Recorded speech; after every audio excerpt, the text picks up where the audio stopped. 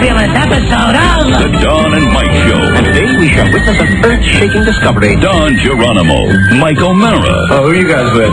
NBC, CBS? Radio God. You gave us jobs with security, show business. The Don and Mike Show. We've got a show to do. Come on, guys. We're on the air. Have a good show. Produced by 106.7 WJFK, Washington Superstation. It's going to be a great show. All right, well, good luck. And distributed by Westwood One Entertainment. We should thank our lucky stars. They're still putting on a program of this caliber after so many years. Want to participate in a Don and Mike Show contest? How about this? You or a member of your household can only win once for 60 days. You must comply with any age limitations for each contest. For the contest rules, send a self-addressed stamped envelope to the mighty WJFK, P.O. Box 3649, Washington, D.C. 20007. Thank you, and God bless. Don and Mike, there'll be no mollycoddling. Stay tuned for your chance at $500 for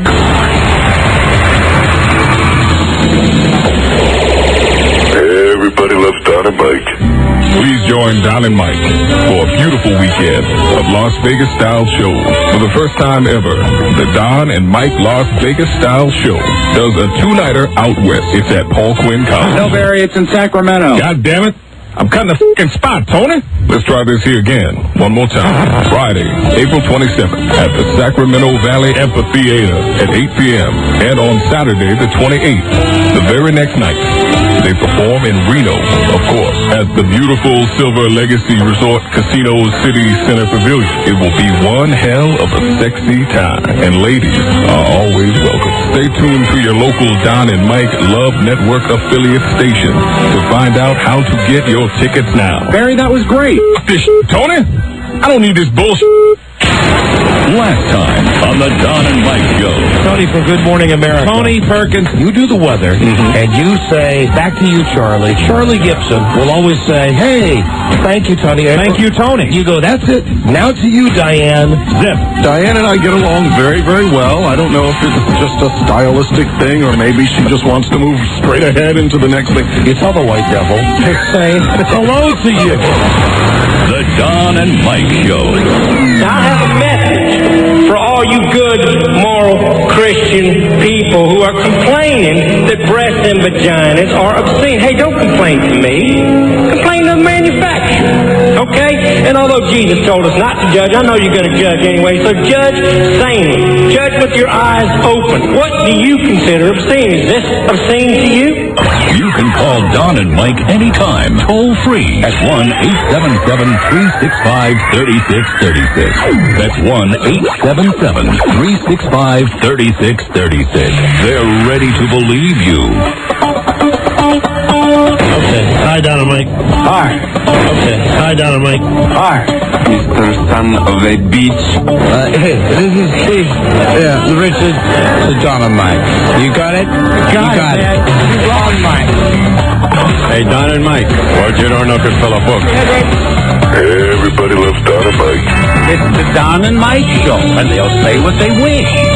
Where else would you rather be than right here, right now?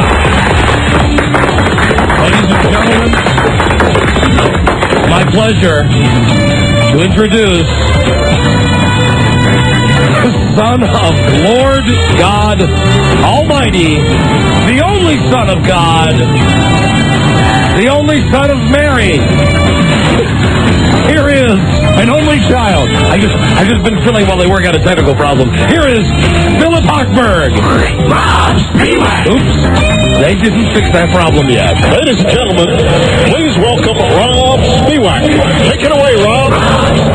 There you go. You know, Phil called me this morning on my cell phone and asked if we could talk about his new motion picture. What's his new movie? It's called Runway Stud.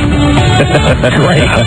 Good afternoon. But Rob, that's gay pornography. I wouldn't know what you mean. Yeah, Phil baby. just wanted us to talk about it. Good afternoon, Mr. and Mrs. 90-Minute Limo Ride and all the ships at sea. Hey, they don't associate with whoas. It's Don Geronimo and Mike O'Mara. Unless they're nice whoas. Nice whoas. And hello, thank you for listening, everybody. Once again, broadcasting from Midtown Manhattan on a very nice day in New York from our New York affiliate, WNEW, Don and Mike show on Friday, April 20. Right. And special day for Rob Spiewak. Yes. Big birthday in the news today, and we'll get to that. And Rob's plans for the Adolf Hitler birthday party a little later in today's show. Yeah, you're going to be going to that special room again, Rob? Yeah. Yeah, all right. And today's show is frontwards. Yes, we're going to do it normally today. Yes, after yesterday's backwards show. So, Buzz, Yes? chill. I will. We'll talk to you in about 3 hours from now. Relax and enjoy the whole show, Buzz. It's going to be fantastic. Chill, I will. With the news and the comments at the regular time. Hello, Don and Mike show. Hello. I'm just throwing a phone call in here. Speak to us. Really just checking out this equipment because this studio is funky today. Hinky. Hello, Don and Mike show. Yeah, this is Ann from Sacramento. Yeah, turn your radio down, honey. Wow, I didn't know I was actually already on. I couldn't hear the radio coming. Amazing, all the way from Sacramento to New York City. Oh, wow. And that's without wires, Mike. Isn't that amazing? It's like through the air. No cords, no wires. That is amazing. What can we do for you? Well, yesterday I called because I wanted to see if you could help me get a date to the Las Vegas Style Show. It's the Sac Valley Amphitheater. Okay, and you know what? And you're the first caller today, so either you're... I really did. I called at the beginning of the show today. Not the end, like yesterday. Did we told you to call at the beginning of the show, You right? did, and I did. And she really did. She's like the first caller. Now, well, then let's figure this out. If you can't get a date for a free show... Well, I can get a date, but I'd rather get one from you. So you're looking to get somebody new. Yeah. Yeah, no, Yeah, right. I have She's lots either of people. desperate, or ugly, Right? or horny, Right? or maybe all three. Yes. Are you, well, who's the celebrity you most resemble? I think, you guys make fun of her, but I think Kate Winslet or Drew Barrymore. Okay. Guys. They're both pigs. I'm cute, but I'm short. Right? How short are you? 5'3". 5'3". 5'3", and may we ask the magic question? What do you tip the scale at? Like 140? Okay, I'm going to put you back on hold. Hold on a second. Hold on. Yeah, we're You guys something, but we're something all right. So if there's anyone out there from Sacramento who would be interested in going out with a 5'3", 140, Right. Drew Barrymore lookalike to our Las Vegas style show, she's on line number 2 right now. Drew Barrymore, Kate Winslet lookalike. Yeah, I forgot the Kate Winslet. And probably card. Kate Winslet, like, at that period of time after the Titanic. Yeah, that's big. Yeah. I mean, 5'3" or 140, that's big. Large. Hello, Don and Mike show. How you doing? Hi, we're doing great, thank you. I am caller 100. No, that was only yesterday. We're not doing that again, sir. Oh, bummer. All right, thank you. Thank you. Did you get yesterday's show that it was a backward show? He wasn't having any. Just hung up. Let me make sure that our lovely is still online. Are you still there, honey? I'm still here. I'm so cute. You know, I'm going to offer a free seatbelt extension to the first guy who calls in to go on a date with you. Just in case he wants to take you on an airplane ride somewhere, like that guy had on the plane that I took up here a couple nights ago. Hello, Don and Mike show. Yeah, Dynamite. Yeah. Yeah, it's Dr. Peter Trent, you homos. Listen to this. Wait a minute. Wait. Start again. What are you What are you talking about? talking about? Well, that's what I heard some medical advice. I heard it was not quite up to par. I don't understand the reference to Dr. Peter Trent. I am Dr. Peter Trent. You're not a doctor. And? Yeah, ask me a question. Go ahead. You're not a medical doctor. You're not an MD. What are you? Ask me a doc. Yes, I am, as a matter of fact. What are you calling us about? I don't know. I was going to complain about something, but then I forgot. And they got a crappy cell phone, too. No, I've actually got a brand new one. No, you don't. It sounds like crap. That's where in New York.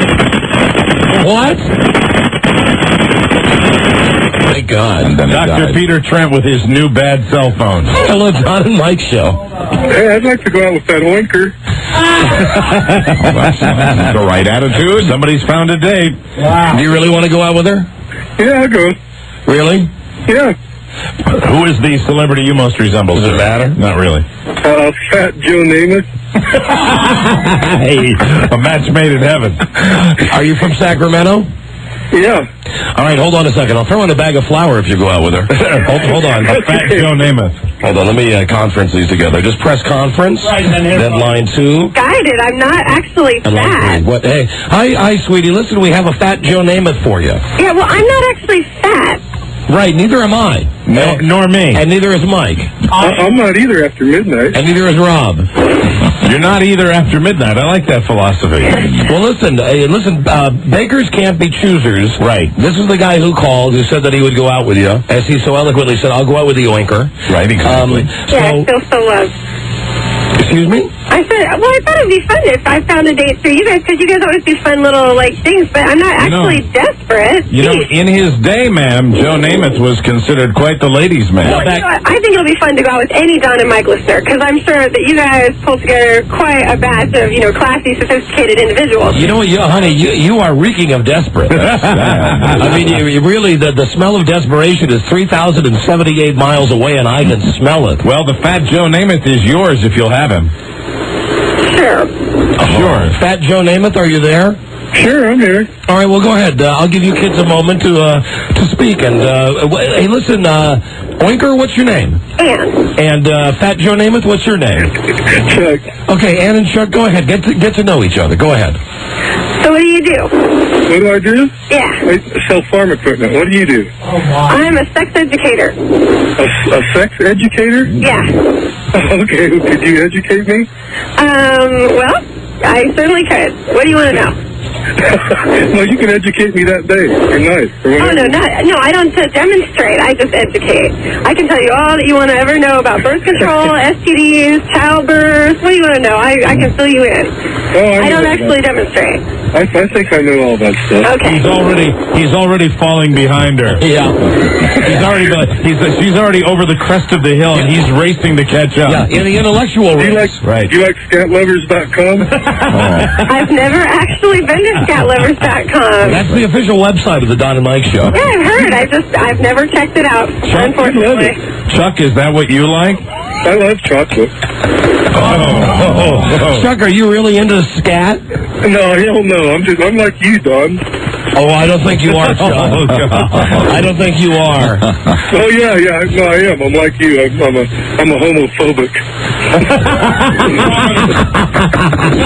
Wow, the compliments are flowing out from our end to their end and all the way back around. I think we've got a match made in heaven here. I think so. Well, listen, Fat Joe Namath and Oinker, if you guys want to hook up for our Las Vegas style show in Sacramento 1 week from tonight, it's a date, okay? Sounds good. Okay. All right. Thank you. Okay. All right, you hear that enthusiasm in both their voices? Hold on a second, Charlie. I guess we'll get information. Do you feel comfortable giving each other, a phone number or an email address or something? Find you there. Out of 17,500, a Fat Joe Namath should not be hard. I mean, what other Don and Mike listener could you possibly look like? Yeah, you're dead, Chuck.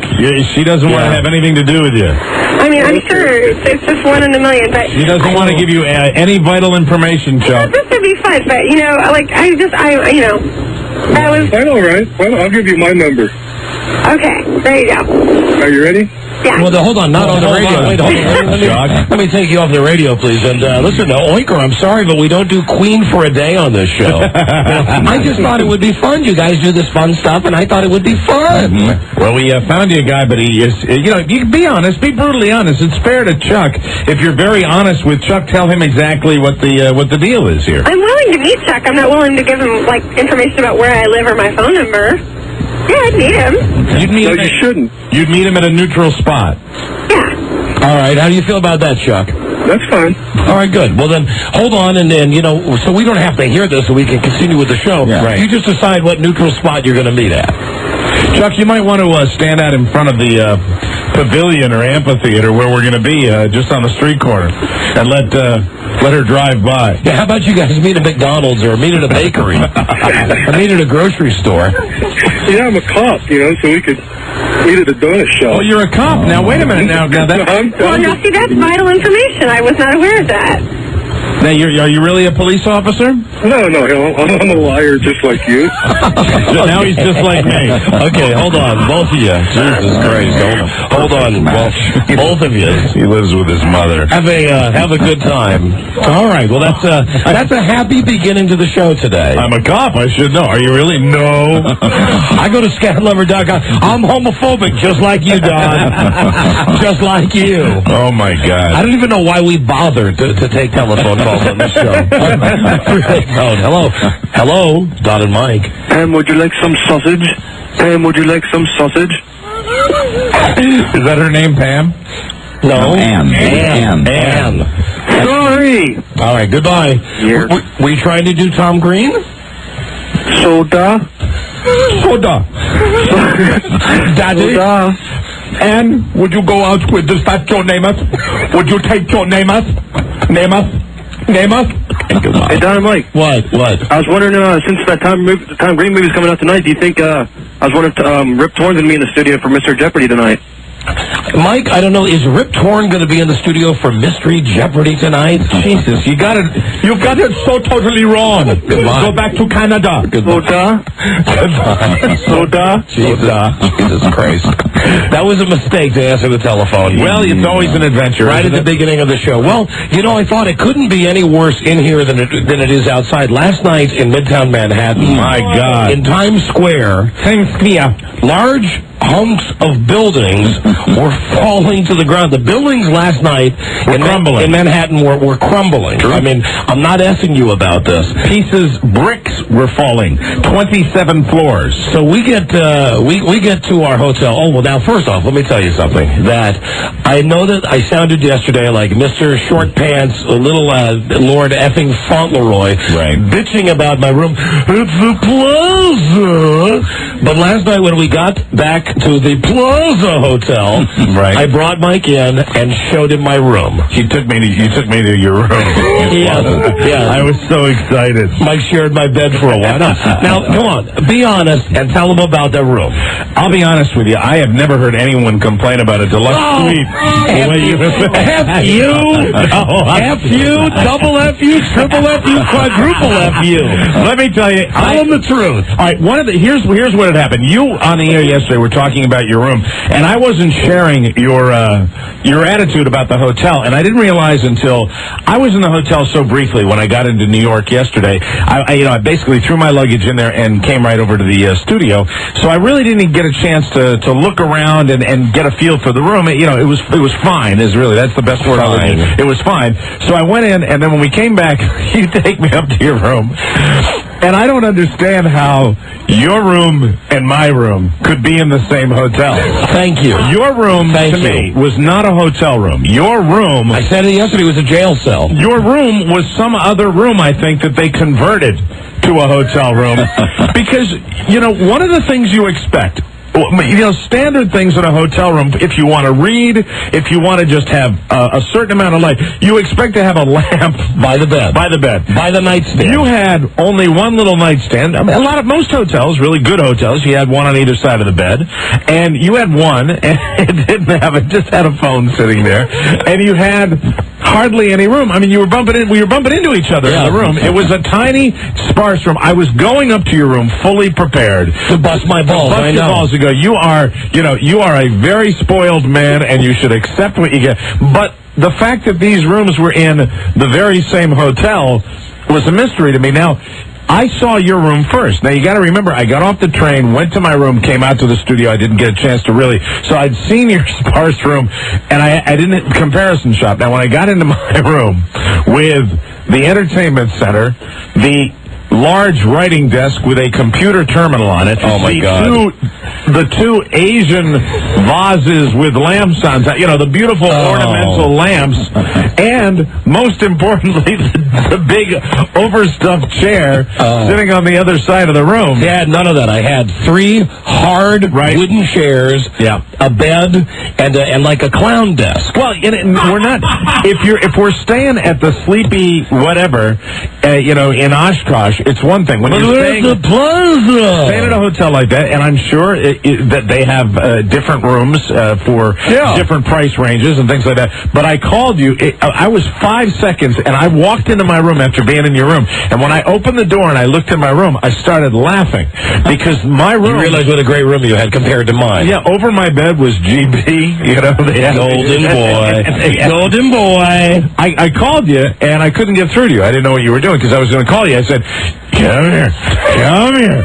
Because I wanted you to see the difference, but I guess during that time you finally got them to switch a room. Yes, I got them to switch rooms. And the only other time that I checked on it was today, when I saw you today. And I'm feeling so much better about the fact that I if you crane your neck, you can kind of see the sunshine a little bit, and there's an overstuffed chair in the room.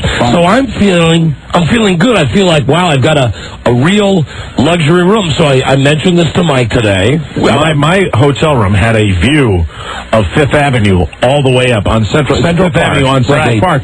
You get a view of the park and of Fifth Avenue. Actually, I closed my eyes last night. The last thing I saw was looking up Fifth Avenue from the 10th floor with a very, very nice view. It was actually one of the most peaceful views, and I woke up to the... I have a view of the garbage swill that apparently is and back me up on this. It is like a garbage swill. There is no view. You're looking at walls and straight down to garbage. That's what you're looking at. In the middle of the Plaza Hotel. From the 5th floor. From the middle floor, you're looking at a wall. Apparently that's what they do. Instead of like having the garbage taken away, they must just go to a window and just throw it into this middle courtyard area. It's a sprawling, huge building. It's a huge hotel, and they've got all sorts of nooks and crannies, and they put you in the cranny. So anyway, you were in the cunny cranny. Got the room changed. Was feeling good about that. We get into this car. We're going to go to Little Italy last night for dinner. We were very excited about that because this is a place that you and Rob had gone to with Buzz, and I'd never been, and I was real jacked about it. So we get into the car, and now keep in mind, again, this is, let's be honest, it's 8 blocks away from the radio station. We could have walked, but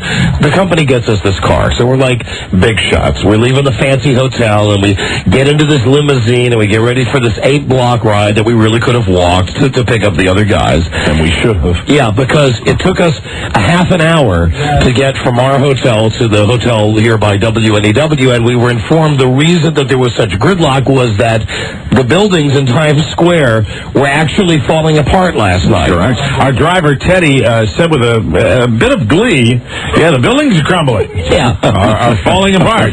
Seemed to enjoy that. Yeah, he did. And I'll tell you something. I talked to a cab driver today who told me that he's been driving in this city for 15 years, and he has never seen traffic like there was last night. Because what happens is... Well, they closed down Times Square. You close down Times Square. It's so central to the city, and you're screwing everybody. And every artery, every single alternate route is jammed with everybody trying to avoid Times Square. So the city was really paralyzed last night. So we get into this car. We finally come and we pick up the other guys, and we're going to go to this nice Italian restaurant. Well, Teddy, bless his heart, this guy who's driving us around, he says, okay, it's going to take us a little longer to get to Little Italy because we've got to go, some other route. We have to take a parallel route. Yeah, and we're the out-of-towners. We know our little section of Midtown, but outside of that, we're still learning the city, and, we didn't know where the hell we were going. And how many times around the one circle did we Columbus Circle. 3 times around Columbus Circle. I mean, but we started to get itchy because, as the hour is... Even out-of-town mooks like us can tell when we're going by the same thing 3 times in a row. Yeah, so we're still, after 40 minutes, we're still in Midtown, and I said to Teddy, I said, are there any good restaurants around here? Now, come on. We're in New York City. There, every 5 blocks, there's a decent restaurant. And I apologize. I realize, I know we give you a hard time about verbal crutches, but last night, I must have said maybe 1,000 times, I'm not married to Little Italy. And I realized you were nice enough not to throw it back at me, but I said to you before we even met them, hey, I'm not married to that idea. I'm not married to that. We can go anywhere. I'm not married to that. I'm not married to Little Italy. I'll go anywhere. None of us were. We were getting to the point where we would have eaten anywhere, and so at this point, he says, do you ever eaten at Joey Paisano's? Now, we should have known right away, because that sounds like Beefsteak Charlie's or Red Lobster. Chuck E. Cheese. But it also sounded to me like he was suggesting that because maybe he was going to open the doors of the car and we were going to be there. So, no, we said, no, we'd love to go to this Joey Paisan restaurant. We'll skip Little Italy, go to this place, no problem at all. And at that point, he drives us for another 20 minutes. So now we've been in the car for 1 hour. 1 solid hour. And we enjoy each other's company, but in the back of a limo when we're all ready for, maybe a Diet Coke or something a little stronger. So he pulls up in front of this building and announces, hey, it ain't here. The restaurant doesn't exist. It's a Tex-Mex place. Yeah. It's a Mexican restaurant. The restaurant is gone. So at this point, we just have him take us back to where we started. And that's when we said, please let us out. out. And we got out, and we just started roaming the streets, and we actually found a very nice place. Wonderful. You know, if you've got some some dollars in your wallet, you're not going to starve in New York City. There are a few restaurants in this town, and we just decided we'd hoof it and we'd wing it, and the first place that looked good, we'd duck into. We stopped and we found a place, and and it was fine. The food at Hooters is always good. You know, that was Mike's first choice because there's a Hooters. No, that was that man's first choice. Hills, yeah. That was Charles. Because there's a Hooters right in the bowels of this WNEW building. Well, I didn't want to go to Hooters. Charlie Broyhill would be happy at Hooters every time he would eat his buffalo chicken finger things that he has there. But we lucked out. We went to a real nice place. I wish I remember the name of it. But I think in the future, Tino's. We discussed it today. I think what we're going to do in the future, rather than go through all this crap with finding a hotel that's nice and finding a restaurant, I think what we should really do is what we discussed today. The five of us going in on a timeshare. Yes, we should come up here and we should have our own 3-bedroom apartment that we all sleep in. Mike, and I think that even that is taking it a step too far. A 1-bedroom apartment would be fine, Don. Nice. 1-bedroom apartment now. In efficiency. We only come up to New York a couple of times a month. Yeah, we got to be cost effective here, and we can get cots. So we're thinking Army cots. We're thinking that if it's a 1-bedroom, a walk-up, you'd have a bedroom for me and you and Buzz and Rob and Charlie. Charlie can sleep outside. The mental image that we had today was that it would be 5 beds, all lined up. Right next to each other. Yeah, little army cots. 5 twin beds. 5 nightstands. 5 alarm clocks. And the old-fashioned kind with the bells on. Yeah.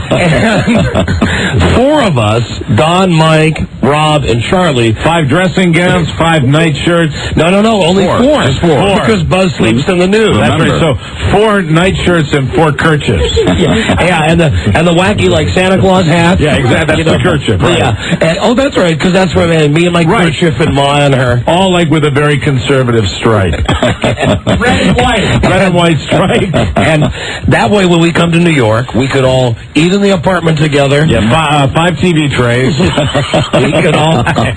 we can all sleep. A 13-inch black and white television. Sleep side by side. With rabbit ears. And think of the show we'd be able to get, because while the 4 of us, the married guys, are laying in the beds with the covers pulled up to our eyes, we could watch as Charlie has violent animal-like sex with whatever New York piece of garbage he's picked up to spend the night with him that night. Then there'd be no shower or tub, but there would be a sink. Yes. And it would be the same sink that we wash we wouldn't wash dishes, we'd have paper plates. We'd get a lot of takeout. Yeah, a lot of Chinese takeout. It's Chinese most of the time, where we just eat right out of the containers. Yeah, right. It's efficient. Be fantastic. It's very efficient. I mean, this was an idea today. I know we're kidding now, but for a while today, we seriously were discussing. Now, if the 5 of us were to get a place up here, and can you imagine how long that would last? How we would absolutely somebody gets stabbed. Somebody might get stabbed in the ass. we would friggin' hate each other. Can you picture? You do the show together, and then we all leave, and it's a 1-bedroom apartment, and I think we do great. I think we do great when we're on the road. That we all hang together and we all go out and we tolerate each other. I think what it is it's not. You know what? Everybody should know this, because people ask all the time, "Do you guys get along well when you're not doing the show?" And the fact is, yes.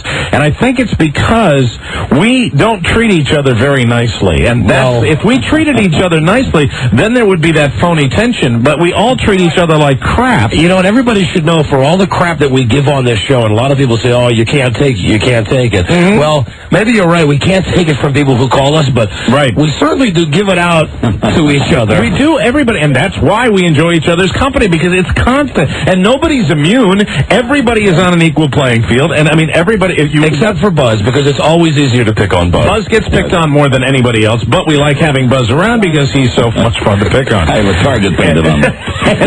And Buzz, I apologize, because today you caught me. What? He didn't even, this is the thing about going out with Buzz.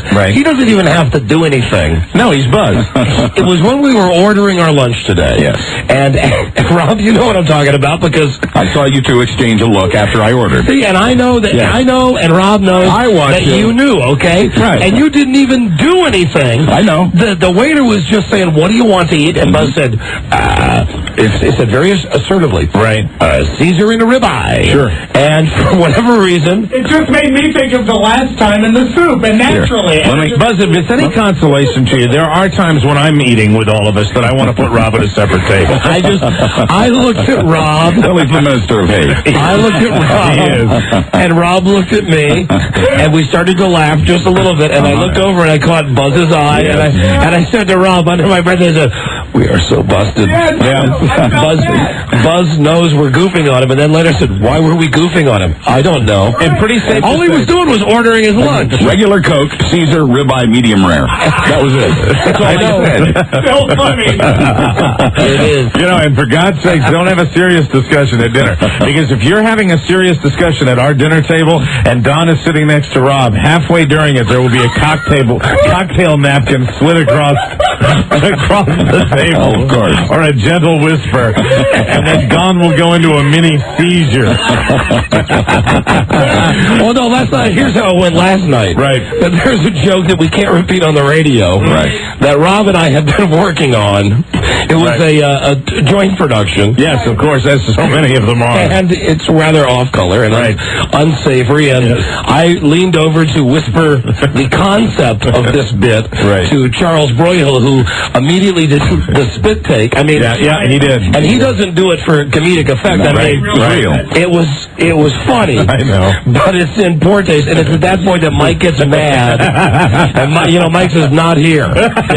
Yes, please. Not at the table. Not at the table, boys. Not at the table. Knock it off. Oh my God. Or you get the mic that you got today at lunch. When we all sit down, and frankly, we're a little fried of being with each other for 2 friggin' days in a row. We got a couple of months ahead of us that's going to be like every weekend. So we sit down, and I haven't seen Rob all day, and Rob's telling me about a store he went to. I told him about a store that I went to. Buzz is talking, Charlie's talking, and Mike's just sitting there. No one's talking to Mike. It's not because we're sliding Mike. It's just, Rob has been with Mike most of the day. I've been with Broyhill. Who knows what Buzz does? Exactly. Naturally. And Mike starts saying very loudly, "Does anyone want to know what I bought today?" And at first, it's not a goof. At first, we are really just... You're just talking. You're having your own conversations, and then I get louder and louder. Does anyone want to know what I bought today? Does anyone want to know what I bought today? And then Charlie looks at me and says, "No." Big laugh, and then of course he humors me and says, "Okay, tell us." And then it's a case for my phone. And everybody goes back to eating. Yeah. Thanks for stopping the conversation for that, Mike. I was not the golden boy at lunch today, though, was I? I was not the golden boy. Well, no, Golden Boy was unhappy with his shrimps he had today. Golden Boy wasn't unhappy. Yes, Golden Boy bit into a shrimp that was born in 1958. Golden Boy just can't eat what they bring him. Golden Boy. F you. I'm giving it right back to you. No, the Golden Boy. This shrimp is not to my specification. It was bad. Major, please send this back immediately. Immediately. F you. I swear to God, I bit into the shrimp. Shrimp, normally when you eat a shrimp, you ever eat a shrimp cocktail? Yes, you do. I know you do. Yes, I have. You eat a shrimp cocktail, and the shrimp tasted like ammonia, and it was also mushy. And the waiter came over and agreed with me that occasionally that happens. Yeah, he agreed with you. Meanwhile, when he's spitting my food. Yeah, right. He's peeing and spitting in the food that he brings you after you return the stuff. I was very nice about that. I couldn't.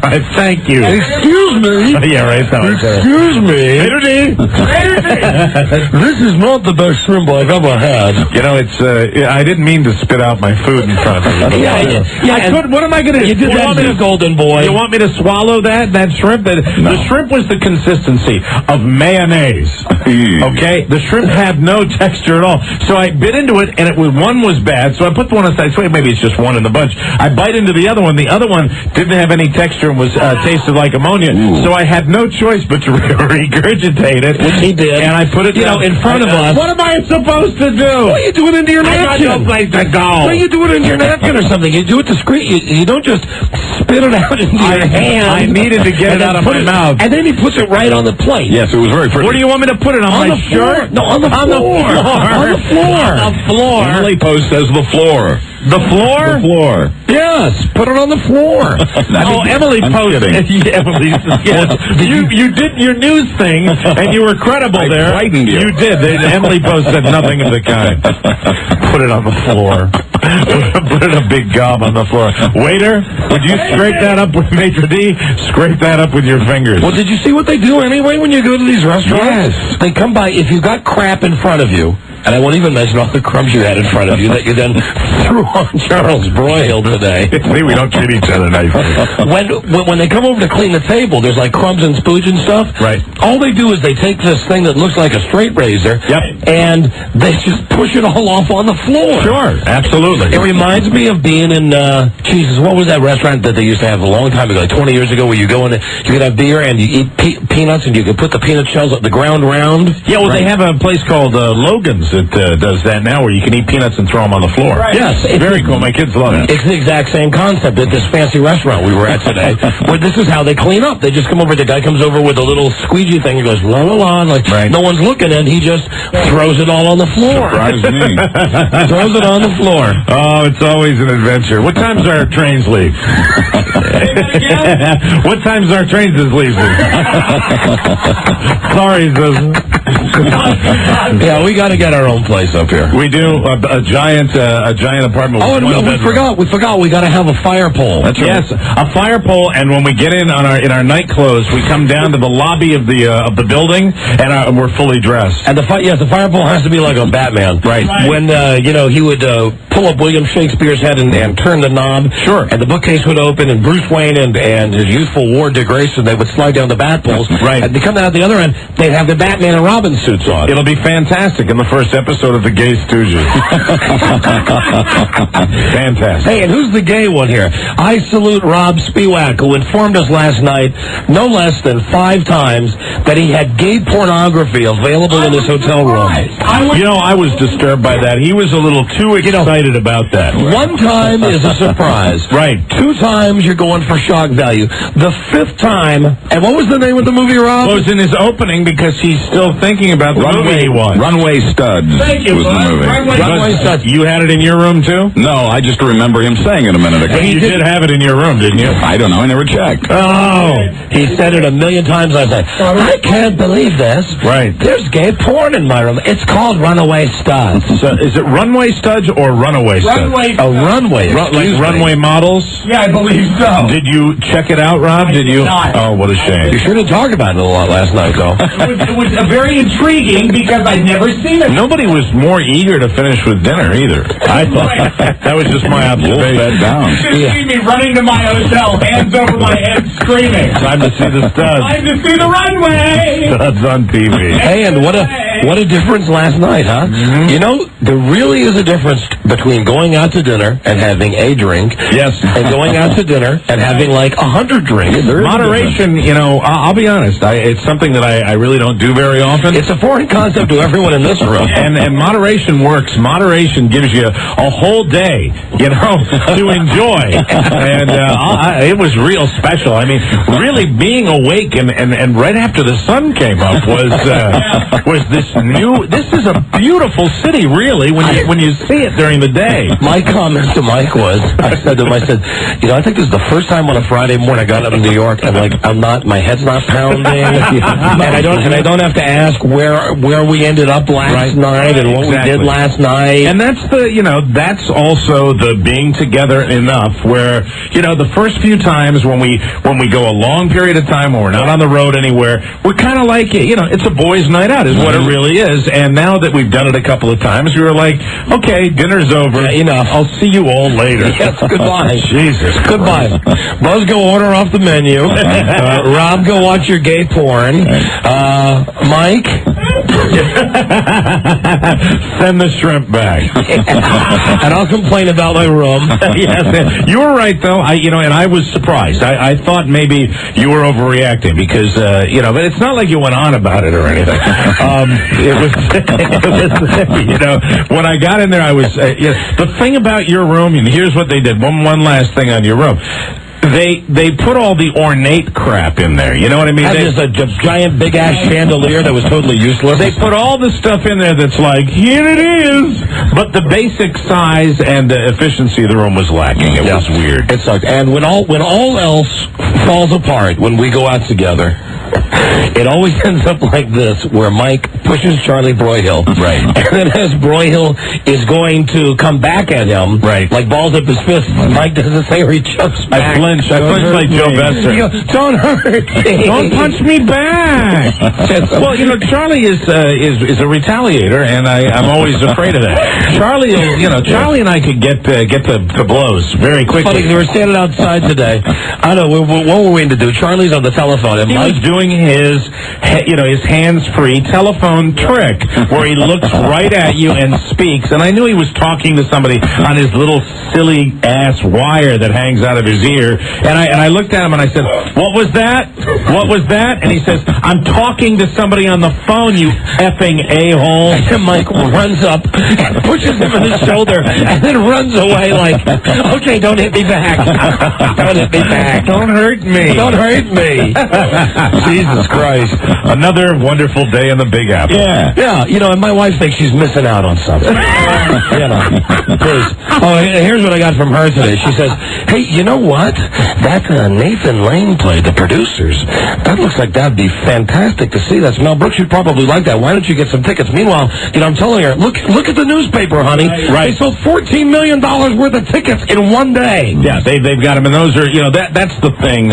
We ain't getting tickets for The Producers. Apparently, that is, I guess it's not anything new, but it's, you know, it's the ticket brokers that do that. They buy up all the tickets to these hit shows and sell them, and that's how it works in this city. It's very difficult to get tickets. I was trying to have that conversation with Teddy, and Teddy said, "Go down to Times Square and stand in line and wait until a piece of a building falls." You know, the thing is, I just mentioned The Producers. This is from the soundtrack of The Producers. Smash, The Producers with Nathan Lane, Matthew Broderick, vehicular manslaughter. You never forget. Don't forget, you know, Matthew Broderick. Hello, everyone. Lovable Inspector Gadget, married to Sex in the City. Right. This dude killed somebody in Ireland, drove them over in his car and killed them. Hey, it's an accident, Don. He ran them over and killed them. He didn't commit murder. And he got his car committed murder. he ran over this dude and killed him, and he got off because he's Ferris Bueller. Oh, God. The Ireland people said, "Hey, you're the kid who sings Dunkashane while you're in the floats." Well, he's in a hit play. Everybody loves it. No surprise there. Rave reviews all over New York City for this show. I mean, really, really rave reviews. And from that soundtrack, we now present part one of a continuing salute today to Broadway. No, Broadway. No, of course not. Rob Spiewak's tribute to Adolf Hitler's birthday. Oh.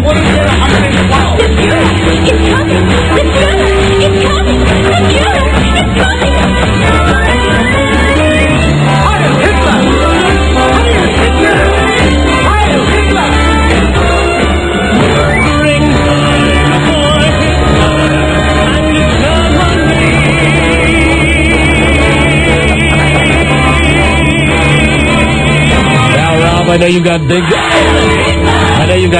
big party plans tonight. Now you got to get back and get your basement all decorated. Yeah, and Carrie and I are going out for Bratwurst and Kraut, and we're going to sit in the room and hate. How old would Hitler have been today? A youthful 112. 112. 112. Adolf Hitler's birthday. Unbelievable. Jesus Christ. April 20th. Okay, clear the lines out. Please clear the lines, and let's get a call 100 for the secret sound. All right. Common everyday sound that can be heard in the home or in the office. Very good. $500 if you identify the sound right now. Be the 100th caller at 877-365-3636, and good luck. Number one, Arbitron rated, The Don and Mike Show. Marvelous, you sassy bastard. Leave them alone. They're beautiful. God damn it. The Don and Mike Show. Right. Call 100 time now. Come, my lady. Hello, Don and Mike Show. Hello? Hi, you're call 100. Yay. Yay. What's your name? Maria. Hi, Maria. Where you from? Reno. Maria, you've just won the Flickfest prize pack. Flickfest. That means you've won the free pay-per-view of Nurse Betty. Oh. Now playing on pay-per-view, and enjoy that from Cox Communications. Can do that. Are you ready to play for $500? Secret sound number 3. Common everyday sound. It is a clicking sound. You can hear it in your home. You could hear it in the office. Here's another clue. You could hear it in the school. Hey, has Buzz guessed it? Did I hear that yesterday? Yes. Did I ever hear that yesterday? Yeah, Buzz aced it. Yeah, Buzz got it. Home, Done it again. Home, office, or school. That's where you'll hear the sound. We'll give you 15 seconds to think about it. Please don't answer until Mike sings like Supertramp. We wish you Speed caller. Name this sound. There it is, common everyday sound, which has been correctly identified by Pops Burbank. You identify it, and if you win the money, it's courtesy of Main Street Title, $500. When I was young, that life was so lyrical. Whatever it was. Yeah. Yes. There you go. That's the Friday effort. Yeah, there you go. Whatever it was. You know what I did? I was going to do going super good, and then I realized that's not Supertramp. Chilliwack. Chilliwack, and I should have said Chilliwack, so I had to change it at the last second, and then I forgot the lyric. I am very, very sorry. That's okay. I really did try. Listen, what's the sound for $500? Is it the sound of Rob punching out his wife? No, that would be a much louder sound. And a thudding sound. But thank you. No. And don't forget that every guess is a clue for you. Thank you. You know, Rob, you're going to have to stand up if you want to be heard. Yeah, what, Robbie, what? it clicks if I wear rings. Oh, man. Well, she'll just have to listen, won't she? All right, I love you, darling. She'll listen, darling. Oh, listen, don't let him fool you with this crap. We saw, the worst thing I ever did was buying Rob a cell phone for his birthday. Because today, his wife calls him. What's she talking about, the baby? Is that what it was about, the baby? Yeah, it worked. He is standing on the street, and we are just waiting for him. And waiting to go into lunch? I don't know who it was. It might have been you, Mike, or someone. Broyle said, great idea getting him that phone. Because all he was doing is standing there talking to his wife. Yeah, McCarry's not a talker. No, I don't. It's all me. It's all you. No, Ralph wasn't standing there with his hands going like this, doing the blah, blah, blah, blah, blah, blah thing. I'm getting an unlisted number. An unlisted cell phone so your wife can't call you? Last night, we were out. I was not able to watch Survivor. Now, I do know what happened last night. This is really why the first Survivor made me so angry, and this one is making me angry. Is it going to come down between Colby and somebody? Colby won immunity again. 3 times in a row. That's crap. Roger got voted off the island. They're down to 4 now. The hot POA, what's her name? Amber? Is it Elizabeth? Elizabeth. Tina, who's the old bag, but I think that Tina has big teeth. I think they're fake. And, no, I don't think so. Yeah, I think they're fake. I don't think so. I think she's too thin to have them that big. I don't think so. I think she'd lose size in them with all the lack of food. Because you know what? You know who else has big teeth? And she talks about it on her show here at WNEW's, Leslie Gold. And I don't think that they're fake. And she's skinny like Tina is. I haven't noticed her breasts. How could you not notice her breasts? Because she says hi to me and walks by at 150 miles an hour and then engages you in 8 hours of conversation. And I was asked, you know what? I didn't even tell you this the last time when you were having one of your discussions, and I came in here just being friendly, and you said, let's go in the other room and talk. And I felt like the biggest eunuch, as I was sitting there. But meanwhile, it's okay. Rob was in here for 10 minutes of the conversation. I don't think he was. Yeah, you were. And then you came. I remember it, Rob. I remember with great detail because it hurt. It hurt bad. And I think that it wasn't a slight towards you. I think it was the fact that it was, talk about, no, you didn't suggest it. Station politics and stuff. You didn't suggest it. Now that I remember it, because I was trying to, it's not your fault. I came in here, and you were having a conversation, and she was standing where I'm standing. Yeah. And I came over here because I am like the other guy on our show, and I came walking in, thinking like, hey, we'll have a big conversation, and she's talking to you standing right here. I come to her left, and I put my hands down like this, I didn't say anything, but and as soon as I did that, she's like, can we go to another room? Do you remember when that happened? And I'm like, okay. It was the last time we were up here at NEW. And I'm like, all right, goodbye. So I really haven't had a chance to really see her breasts. I haven't gotten a good look. Don't get me wrong, I've not seen them. So she talks about them on her show? Yeah. Well, today was National Cleavage Day, and she dressed for it. She wore a low-cut knit top today. Very hot top on. Is she around? Nice. Yeah, she came in to say hello to me before the show. Yeah, I know she did. She said hi to me, and I got the reassuring pat on the shoulder. So I didn't just get up. What, Broyle? Broyle just came in and grabbed the microphone from mine. Do you want me to go find her for you? Yeah. Okay. He got his revenge. Is she still here? I don't know. He got his revenge for the crumbs. I think she was leaving. Actually, I think, when she came in to say hello. I wouldn't know. No, you wouldn't. I did get a hello. I get a, hi, how you doing? But anyway. That's what I get from everybody around. The point is, she's got big jugs, just like the broad from Survivor does. Has big jugs. And I think that Tina's jugs are real. But I hate Colby. That's what we were talking about. Everybody hates Colby. Last night, they did the Internet Cafe, the Survivor Internet Cafe, where they had the sign that they paint that says Survivor Internet Cafe. It's like the same font that they use for all the signs on Green Acres that are supposed to be like wacky backwards lettering. It's very similar to the R and Toys R Us being backwards. And the deal was that if you got to talk to your family, you got to get a message from your family on the internet, and then if you won the game, you got 30 minutes to go on the internet with a loved one. Who won that challenge? Keith the chef. And it's either Colby or Keith now winning all the challenges. Keith the chef. Well, I don't know. I didn't see the show, so I don't know. I'm just going on, stuff that I had heard and seen. I would like to see Elizabeth win. If anybody's going to win now, I'd like to see Elizabeth win. I do know that at one point, Keith was on the internet with his girlfriend, and this is a smart thing that they did on Survivor, where they show you, because that guy Keith, the chef, he's a prick, and nobody likes him. Yeah, he is kind of a ween. But it kind of softens him out when you get to see the girl that he's involved with. Right. And you see that she's a nice person. You think, well, maybe the guy's not such a prick. Anyway, they call each other peas and carrots. That's their love nicknames for each other, and he proposed to her last night. Oh, really? Yes, and she said just on the internet during their show. No, sorry, Mike, Leslie's gone. Oh, really? Leslie's gone for the day. Well, you know that already. Yeah. All right. Yes, Charlie. What, Charlie? I did know that. Go away. I'll flick crumbs on you again. But they kicked off Roger. Don't screw with me. Go away. What's he doing? Messing with my chair. Loosening his What he chair. wants to do, his goal has been through the entire show, is yank the chair out, thrusting me and my chin and teeth into the wooden console. Isn't the goal?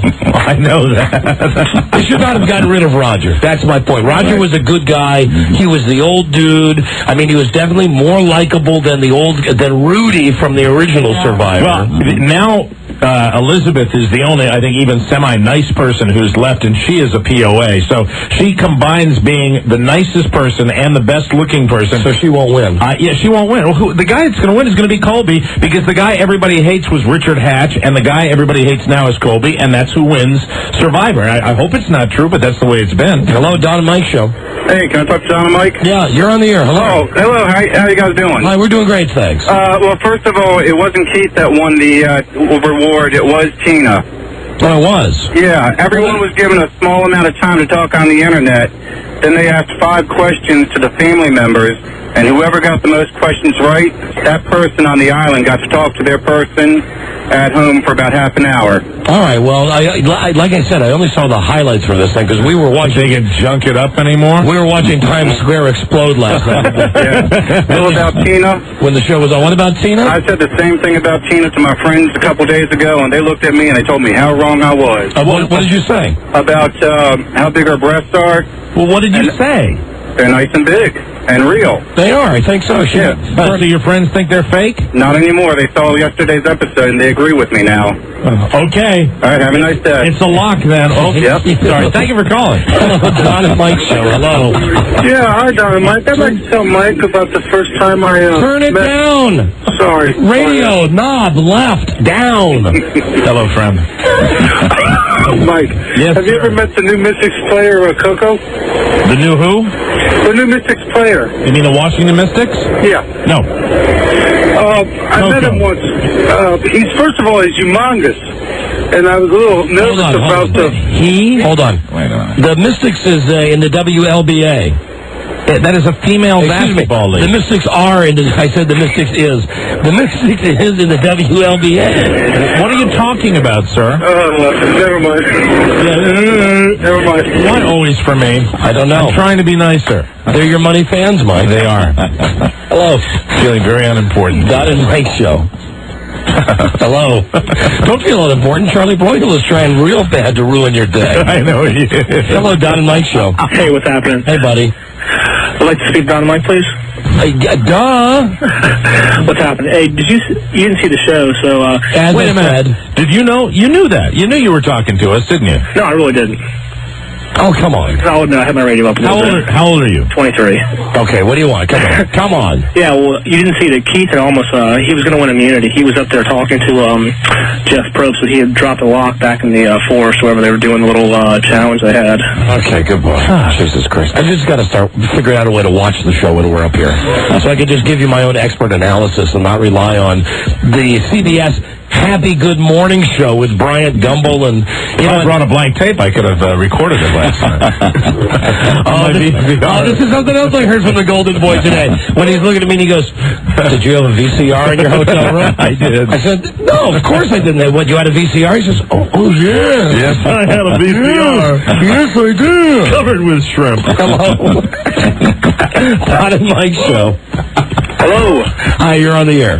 Hey, thank you. Hey, you guys didn't get to see the promos for next week, did you? Survivor, no. Yeah. They said at the end there's a mystery guest coming to the show. Could it be the nude Richard Hatch? A mystery guest? No, maybe it's Fred Travolina. He was the last mystery guest we had. Or Rick Springfield. Very good. I'm also hoping that it might be the weakest link lady. Would you like to see her and Jeff Probst go at it?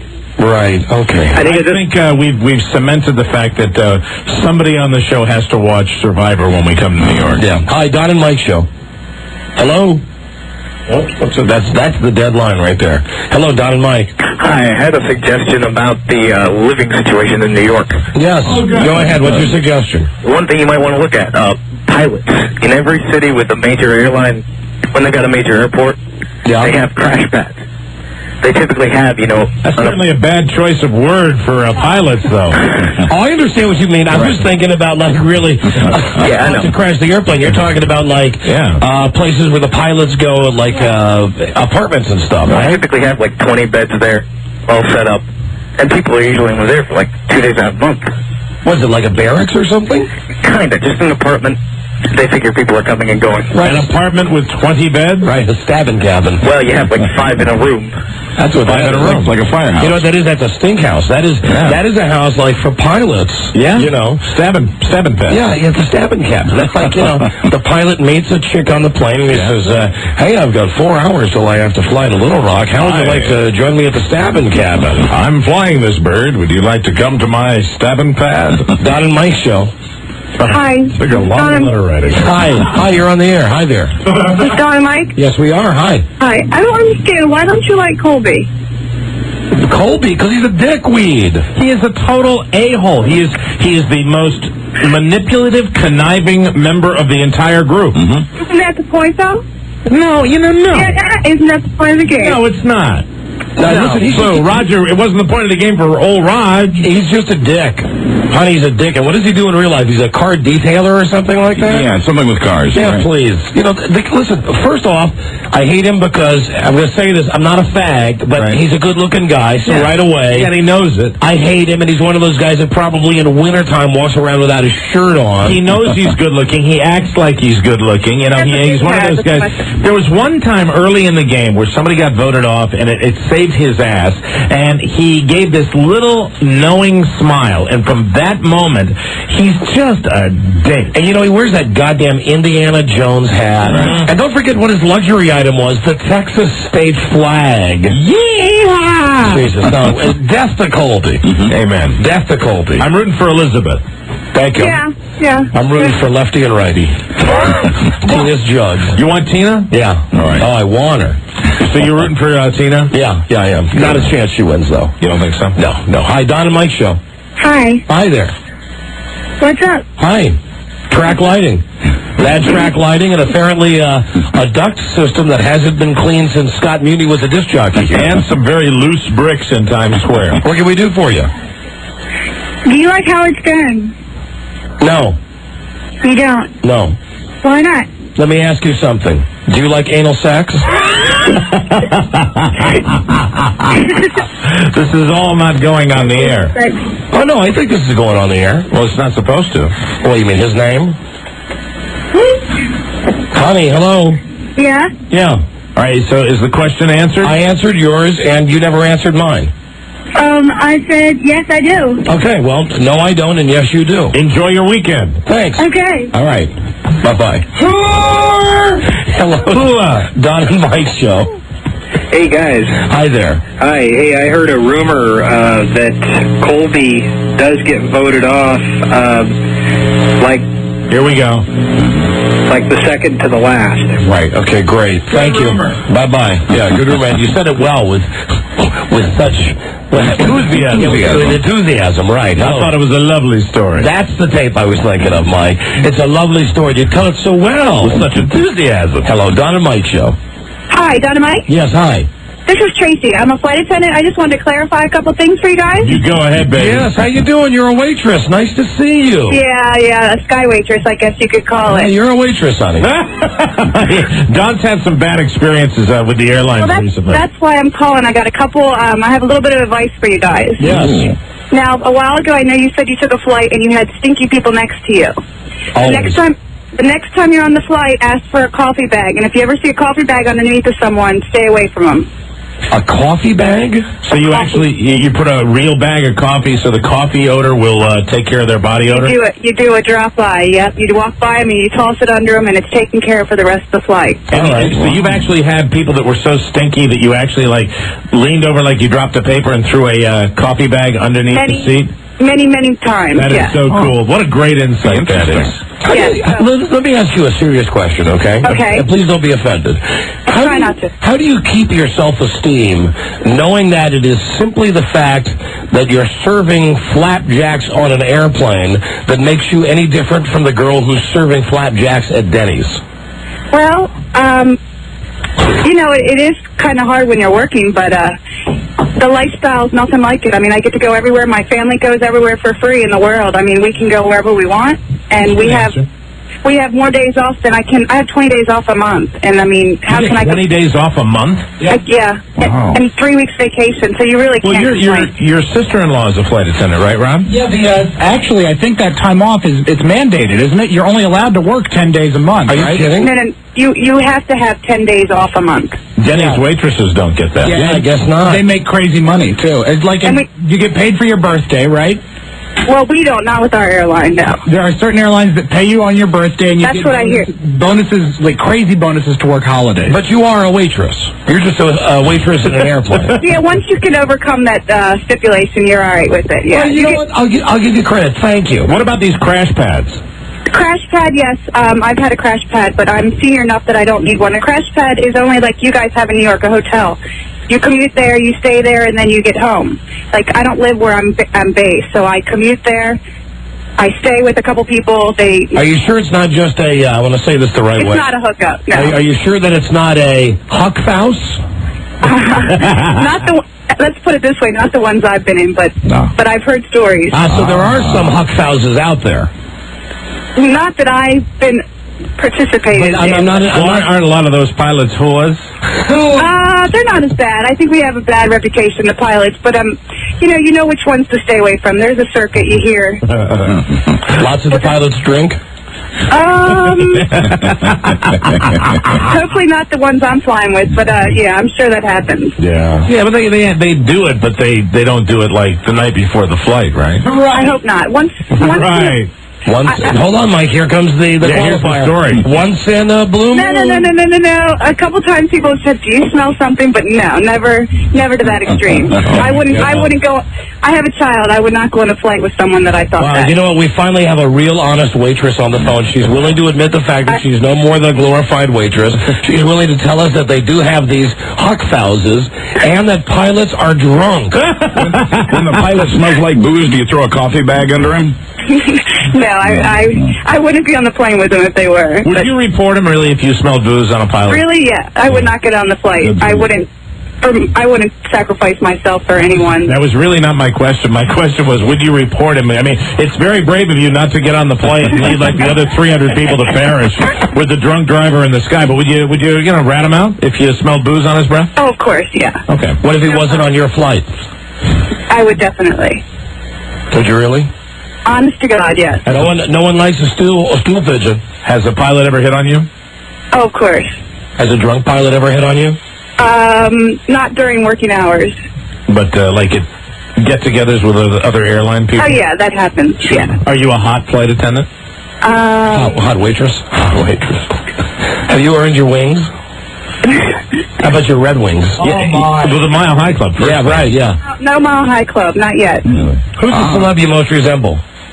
A little Bridget Fonda. A lot of people...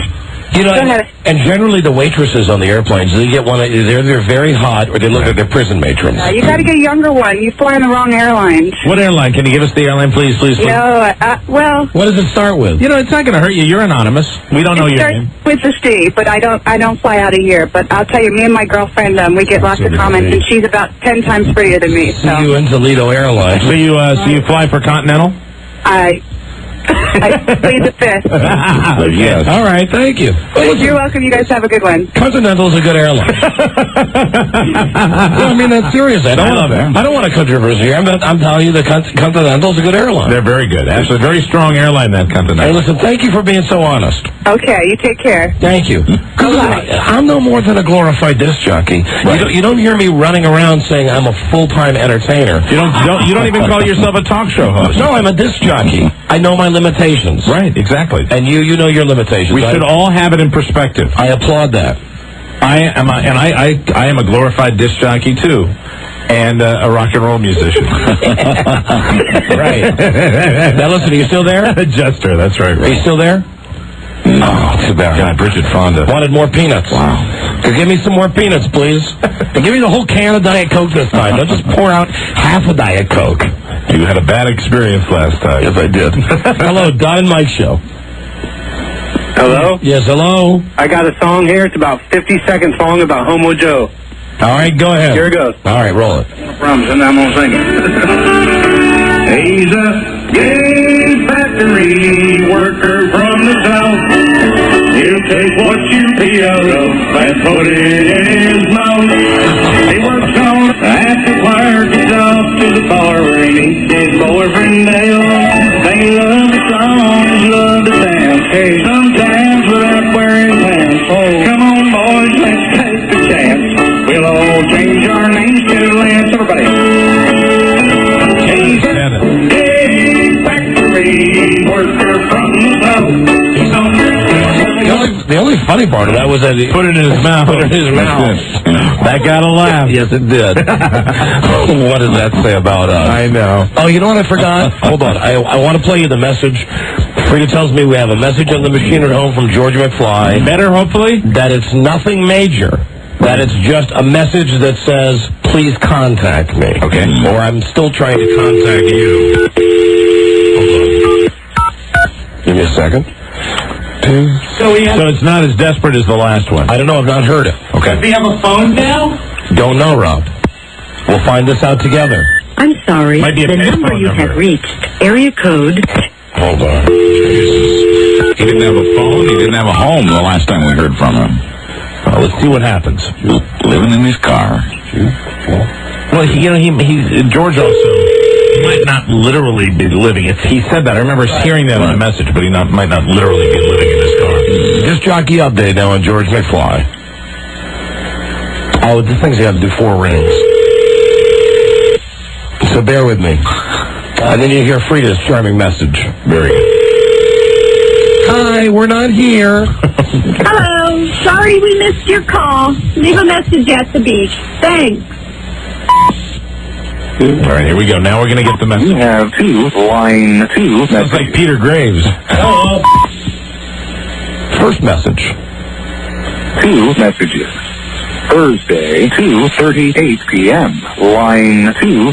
Hi guys, it's George McFly calling again. Trying to contact Doc.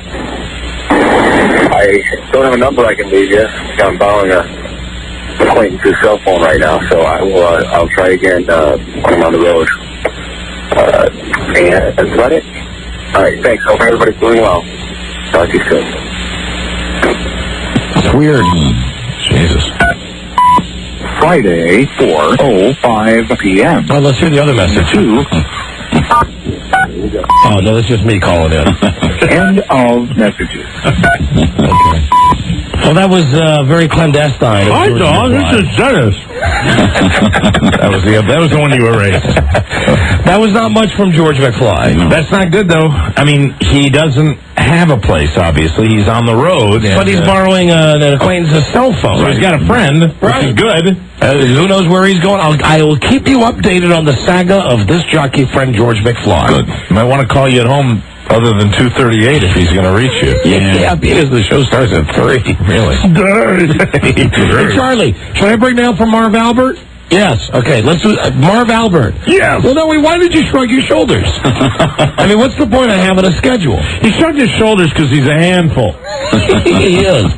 I just looked over. I mean, we have a time set for Marv Albert today. I look over the glass in the producer room. I say, should I break today now for Marv Albert? He just goes, I don't care.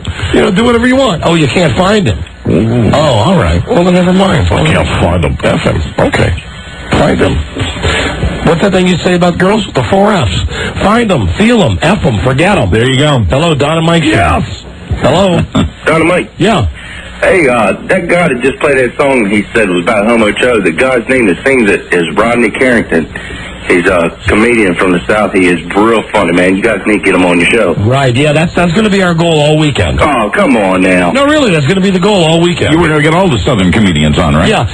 Well, you know, hillbillies missing teeth, drinking beer. It's fun stuff. No, we're going to get him on right after we watch the XFL championship game this weekend. The only Carrington we're going to get on this show is Blake. That's the number one goal, to watch the XFL championship game this weekend. Hey, man. And then we're going to get this comedian. Can I ask you a question about another DJ, so to speak, with a morning show?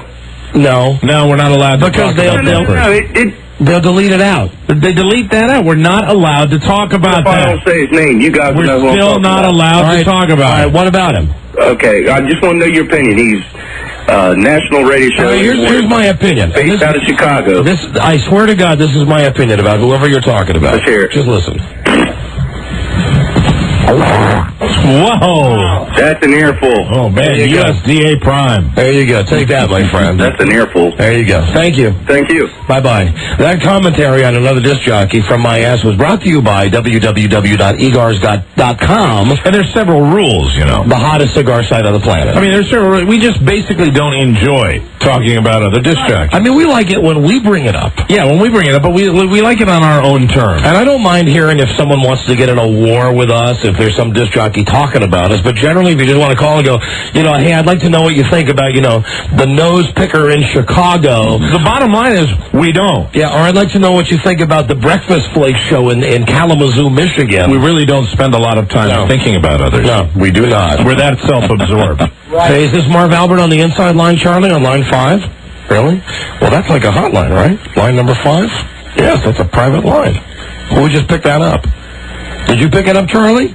Yeah, okay, all right. Keep me on the dark. I'm only doing the show. Hello, Don and Mike show. I'd like to speak to Don and Mike. Yeah, hi, you're on the air. Yeah, hey, what's up with KHDK not giving the tickets away? Pardon me? The tickets?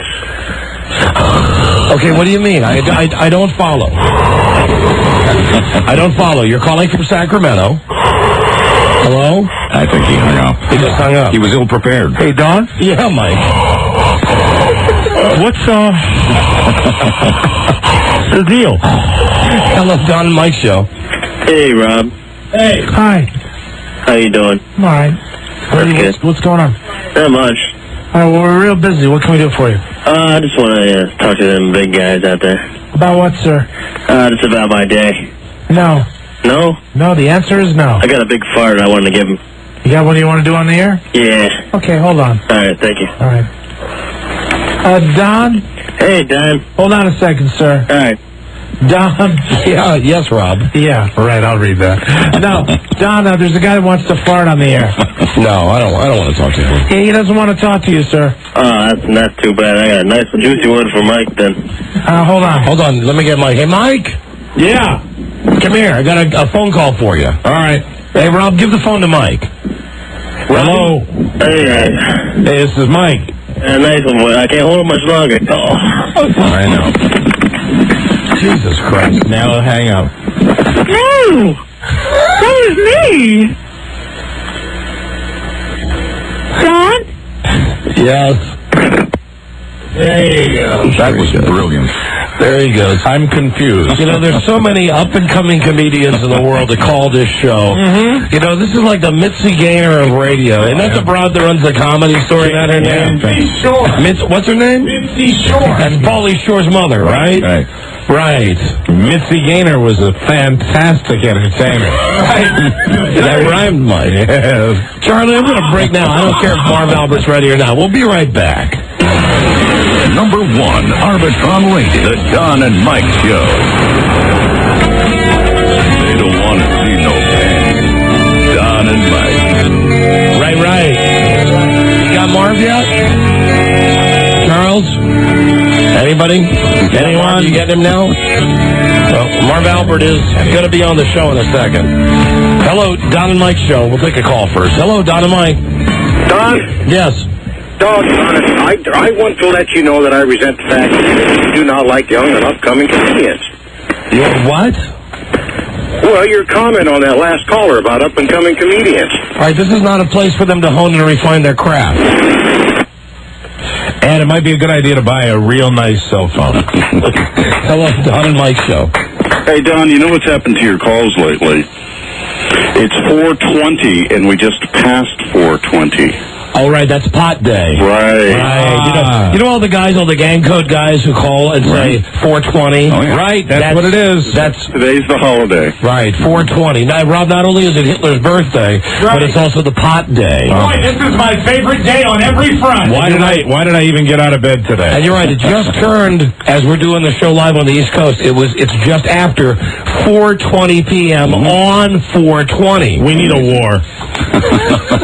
There, that's what I'm going to say. That's like what my father used to say. I'm going to quote him right now. We need a war. Why do we need a war? We need a war. Why? Thin out the population.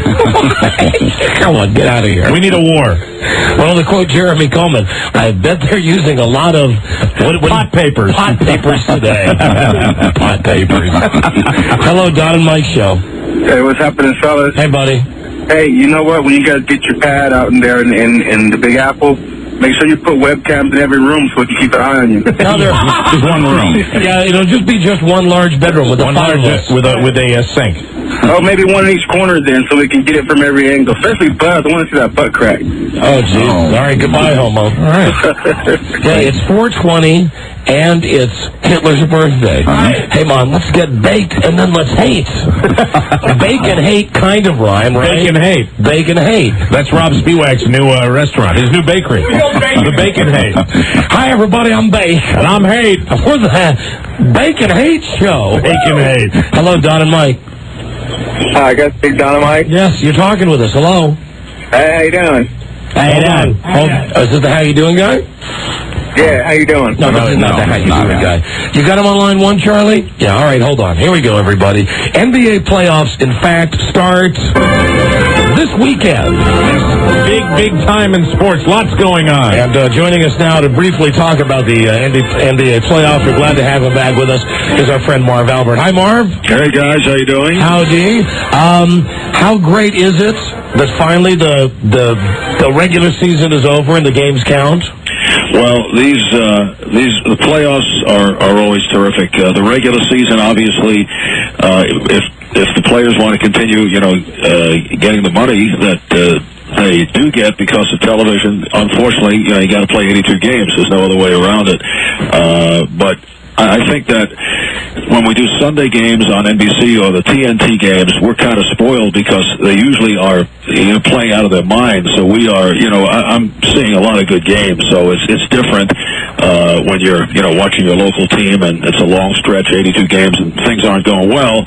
It's not quite the same as doing like Lakers Portland, almost every Sunday, or Sacramento, those type of games. Very difficult for us to relate to that, being from Washington D.C. It really is. Although Doug Collins, who used to be your partner, is now the coach of the Wizards. Right, I've lost another partner here.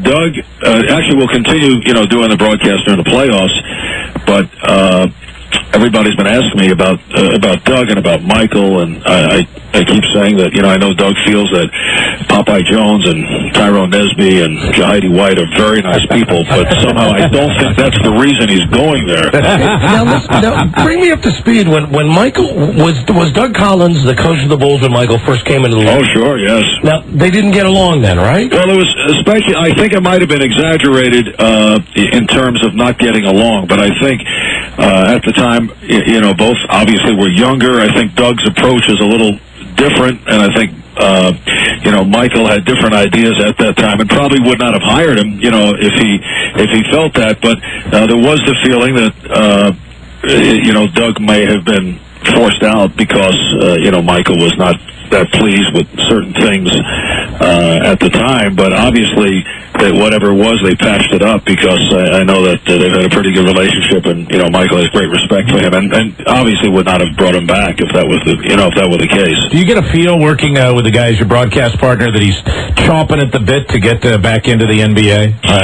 With Doug, not necessarily. I don't think he would have gone back for any other job, and there were other job offers in recent years. But I think it had to be something special where it would be very exciting. I mean, there are a lot of unusual situations with the Wizard franchise if Michael does come back, and if they are able to clear even more salary cap. But no, I really thought, and he was very happy. He lives out in Arizona, has a great life, watches every basketball game in captivity on DirecTV. No, he was not one of those who I would say was looking to get back. We're doing Utah Dallas tomorrow, and then we do the Lakers Portland on Sunday. So we're at the Jazz practice today, and the coaches there were just kidding, and they couldn't believe that he's getting back into it. Obviously he's a lifer, but it's interesting how all players kind of went out of their way. I'm not talking about the star players or guys like Malone and Stockton who are going to be, finish their careers in Utah. But we were kidding Doug last night. You're going to see a change-up of how the players react because they all want to play with Michael Jordan. So you're going to get this charm put on. I was part of that when I was working with Bill Parcells doing the NFL, and it was announced that he would, do the Jets. And it was amazing guys auditioning, Right. when you're talking to them, they obviously are looking down the road to make a move. We're going to be in Sacramento next Friday. We're doing a live show out there, and we were going to do our live show from Arco Arena, but as it turns out, the Kings might have a playoff game. Are the Kings the best team in the West? I don't think they're the best team. I think they're one of the better teams, and I think the jury is out as to how they'll. This is a team that never has gotten by the first round of the playoffs, and that's a big move. Although they have been very exciting, and they're certainly one of the best teams in the NBA, they have to prove that they can win a playoff series. And there are so many teams in the situation in both the East and the West where you look at them and you say, they could get eliminated in the first round very easily, or they could go to the finals. And I think Sacramento would be in that category. They're the most exciting team in the NBA. But I think they still have to prove in the high pressure game that they can advance in the playoffs. I think the Lakers, particularly the way they're playing right now, and I think they've straightened things out, and they finished the season winning 8 in a row. I think the Lakers in San Antonio, at least you look at them the way they finished, and on paper they are clearly the two best teams. But Sacramento is right there. You know, anything could happen with Utah, and in the East, Philly, Milwaukee, I would say, that's pretty clear cut. I mean, the Knicks are a strange team to figure because they've had injuries recently, but you just don't know what you're going to get from them from game to game. You want to go get that phone? No, that's Doug calling. He's so annoying. He just keeps asking personnel moves, and I said, will you leave me alone with this stuff already? I want to put you on the spot with Doug. Have you, you said people auditioning to play with Michael. Is there anything you know that maybe Abe Pollin? He's not going to tell us. I mean, has he made any? Have you gotten any indication? And what is your speculation? I'll put it in there. It's clear cut. I mean, what Doug said is that Michael is going to tell him he's been working out feverishly. There's no question about it, and he will tell him sometime in the summer. I'm assuming at a time where they could attract free agents, whether he will play or not. All right. I mean, my guess is that he will play. Right. I mean, I don't think that I don't think Doug would have taken the job. I think he feels he doesn't know for sure, but I think there is the feeling that he's going. Obviously it's a very strong consideration, and he wants to see what kind of physical shape he can get into and feel that he can still do it. All right, Marv, here's the last question for you. Which is more embarrassing? The fact that Charles Barkley weighs 314 pounds or the fact that the XFL is still on NBC? That's a trick question. That's very good. Now, Barkley says he wants to play, but, the discipline aspect, I mean, it'd be great if he did give it a shot. I mean, it would be very entertaining, but he's going to have to really put on a rush in terms of the weight situation over the summer because he's fluctuated to the point I know he had it down, then he went right back up. Yes, and it's tough for a guy like that. But it'd be great if he did come back. I heard, no lie, I heard that he gained all the weight because he drank vodka all the time. no, that's what I read. Vodka and cranberry juice. That'll do it to you. Or Kenny Smith just keeps, spreading those reports. All right, Marv, listen, thank you for your time. Donna, Mike, thanks. Anytime. Thank you. And it was great talking to you. Okay, same here. Thank you very much. All right, bye-bye. Marv Albert, ladies and gentlemen. And Rob is writing feverishly during that entire interview. Rob keeps trying to get me to ask Marv about the panty thing. No, that is behind him. No. He comes on the show now. He'd never come on again. No. And you know what? In fairness to Marv Albert, Rob, he did address that. Yes, we had a whole show with him where he busted his balls for about a half hour about that. We were one of the few radio shows in the country, almost to the point of exclusivity, when he came on because of Rudy. Rudy said, hey, he wants to talk about it. You guys, give him his amount of time, and he did that. Yeah, come on. Expected you to do that. No. Right. MJ might play, but 5 years ago, who would have guessed that Marv wore panties? Yeah, come on. No, I'm not going to. Very subtle. No. Very subtle approach. Right, I'm going to say that to Marv Albert. Right, and that would be his last appearance on this freaking show. Amen. I mean, he's one of the few guys that comes on. He knows the NBA, and we don't goof with him. Did you notice that? We really listen to what he has to say. You are a much bigger basketball fan, and I'm not a big basketball fan, but this is such a huge sports story in general, and especially for Washington. I got to ask you this. I mean, if he made noise about the Doug Collins took the job, he wouldn't have taken the job without Michael Jordan. Do you think Michael Jordan's already said to him? Yes, because the Wizards, they might as well change the name to Washington Feces. they are the worst team. So you think it's a 99% sure that it's 100% sure. 100% sure. I mean, if you're Doug Collins, they come to you and say, hey, listen, here's the deal. Right. We got a team that can't beat a WLBA team. How would you like to be the coach? You're going to say, right. F no, I'm making tons of money doing television. They say, but wait a minute, Michael Jordan's going to come back. Yeah, I agree. They go, okay, suddenly you're a genius. When you put it that way, Coach of the year. Agree. There you go. Please welcome your Washington Feces. And here comes Turdy, the mascot. The crappiest team in the league. Welcome to the toilet bowl. And then Mr. Burns comes out, because, that's who Ed Pollin looks like, is Montgomery Burns. Excellent. I've kept the salaries low. Fantastic. We'll lose all our games. Mr. Pollin, what can Feces fans look forward to from the year 2001-2002 Washington Feces? A surcharge on the hot dog. Excellent. It is. Is it true that an upcoming promotion will include a free ticket to an upcoming game for anyone who craps in their pants? Absolutely. All they have to do is see me at Portal 9. And I'll give them their free ticket. And when is Peanut Night at the MCI Center? Right after Corn on the Cob night. Fantastic. All right, well, thank you to Marv Albert, who at least Mike and I respect. I do too. Yeah, right. Sure you do, Rob. Yes. Thank you, Marv. We'll be right back.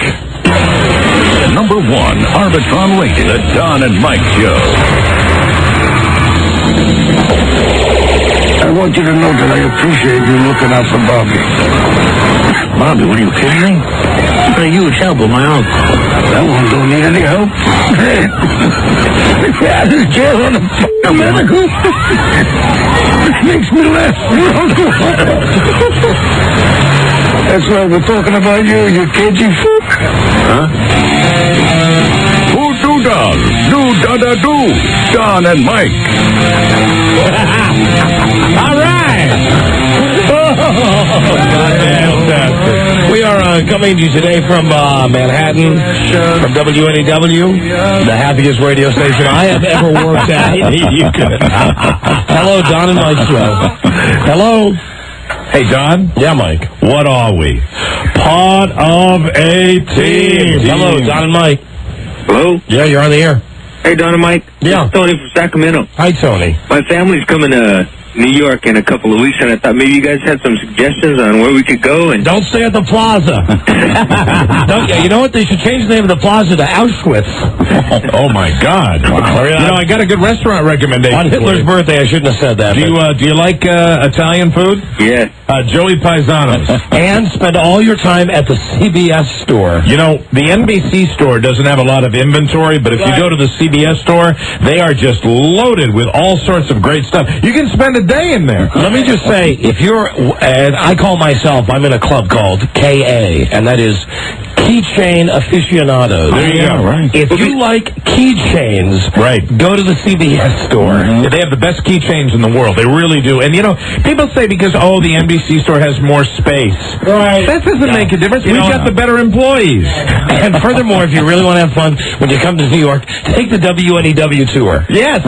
It is wonderful. Ask for the behind-the-scenes tour of 102.7 WNEW. If you have ever really wanted to see what a thriving radio station looks like behind the scenes, come up here and get the tour. You see one of our pages, and the pages will show you through all the inner workings. And really, a lot of the time, there's not a line. Okay. All right, Don and Mike, thanks. You're welcome. Just like there's not a line of people listening to the station right now. All right, guys, thanks. Bye-bye. Bye. Don't forget, go on the 1010 Wins Magic Desk Ride. What's the thing you guys saw at the NBC thing? NBC store had hold on. Mike and Rob, still. We've been coming to New York for a year now. Right. They are such friggin' tourists. Yes, we are. I am more of a tourist than Rob. I'm not going to sell Rob out on this one. I kind of led Rob around when I found out. You go to the NBC store today. Yes, we go to the NBC store because Rob said earlier in the day he had visited the store that I visited the last time we were in New York, which was the CBS store. And Rob said that he was, it's a shocker to me. He said he was mildly disappointed. In the CBS store? And I explained to him that... in Melco? Melco was a smaller store than the NBC store. Melmart? I said to Rob, if you really want to see a real souvenir store, go over to 30 Rock and go into the NBC souvenir store. And I took Rob in, and I will give Rob credit. He didn't buy anything. Of course, the last time I was in there, I bought the store out.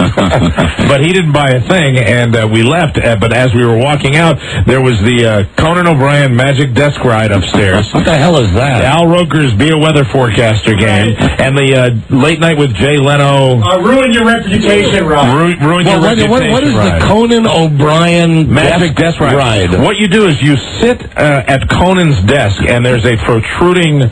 It's a dildo that comes out of the seat, and you ride it. And it's for 21 and older, not for the kids. Really, what is it? It's exactly what it is. Andy Richter.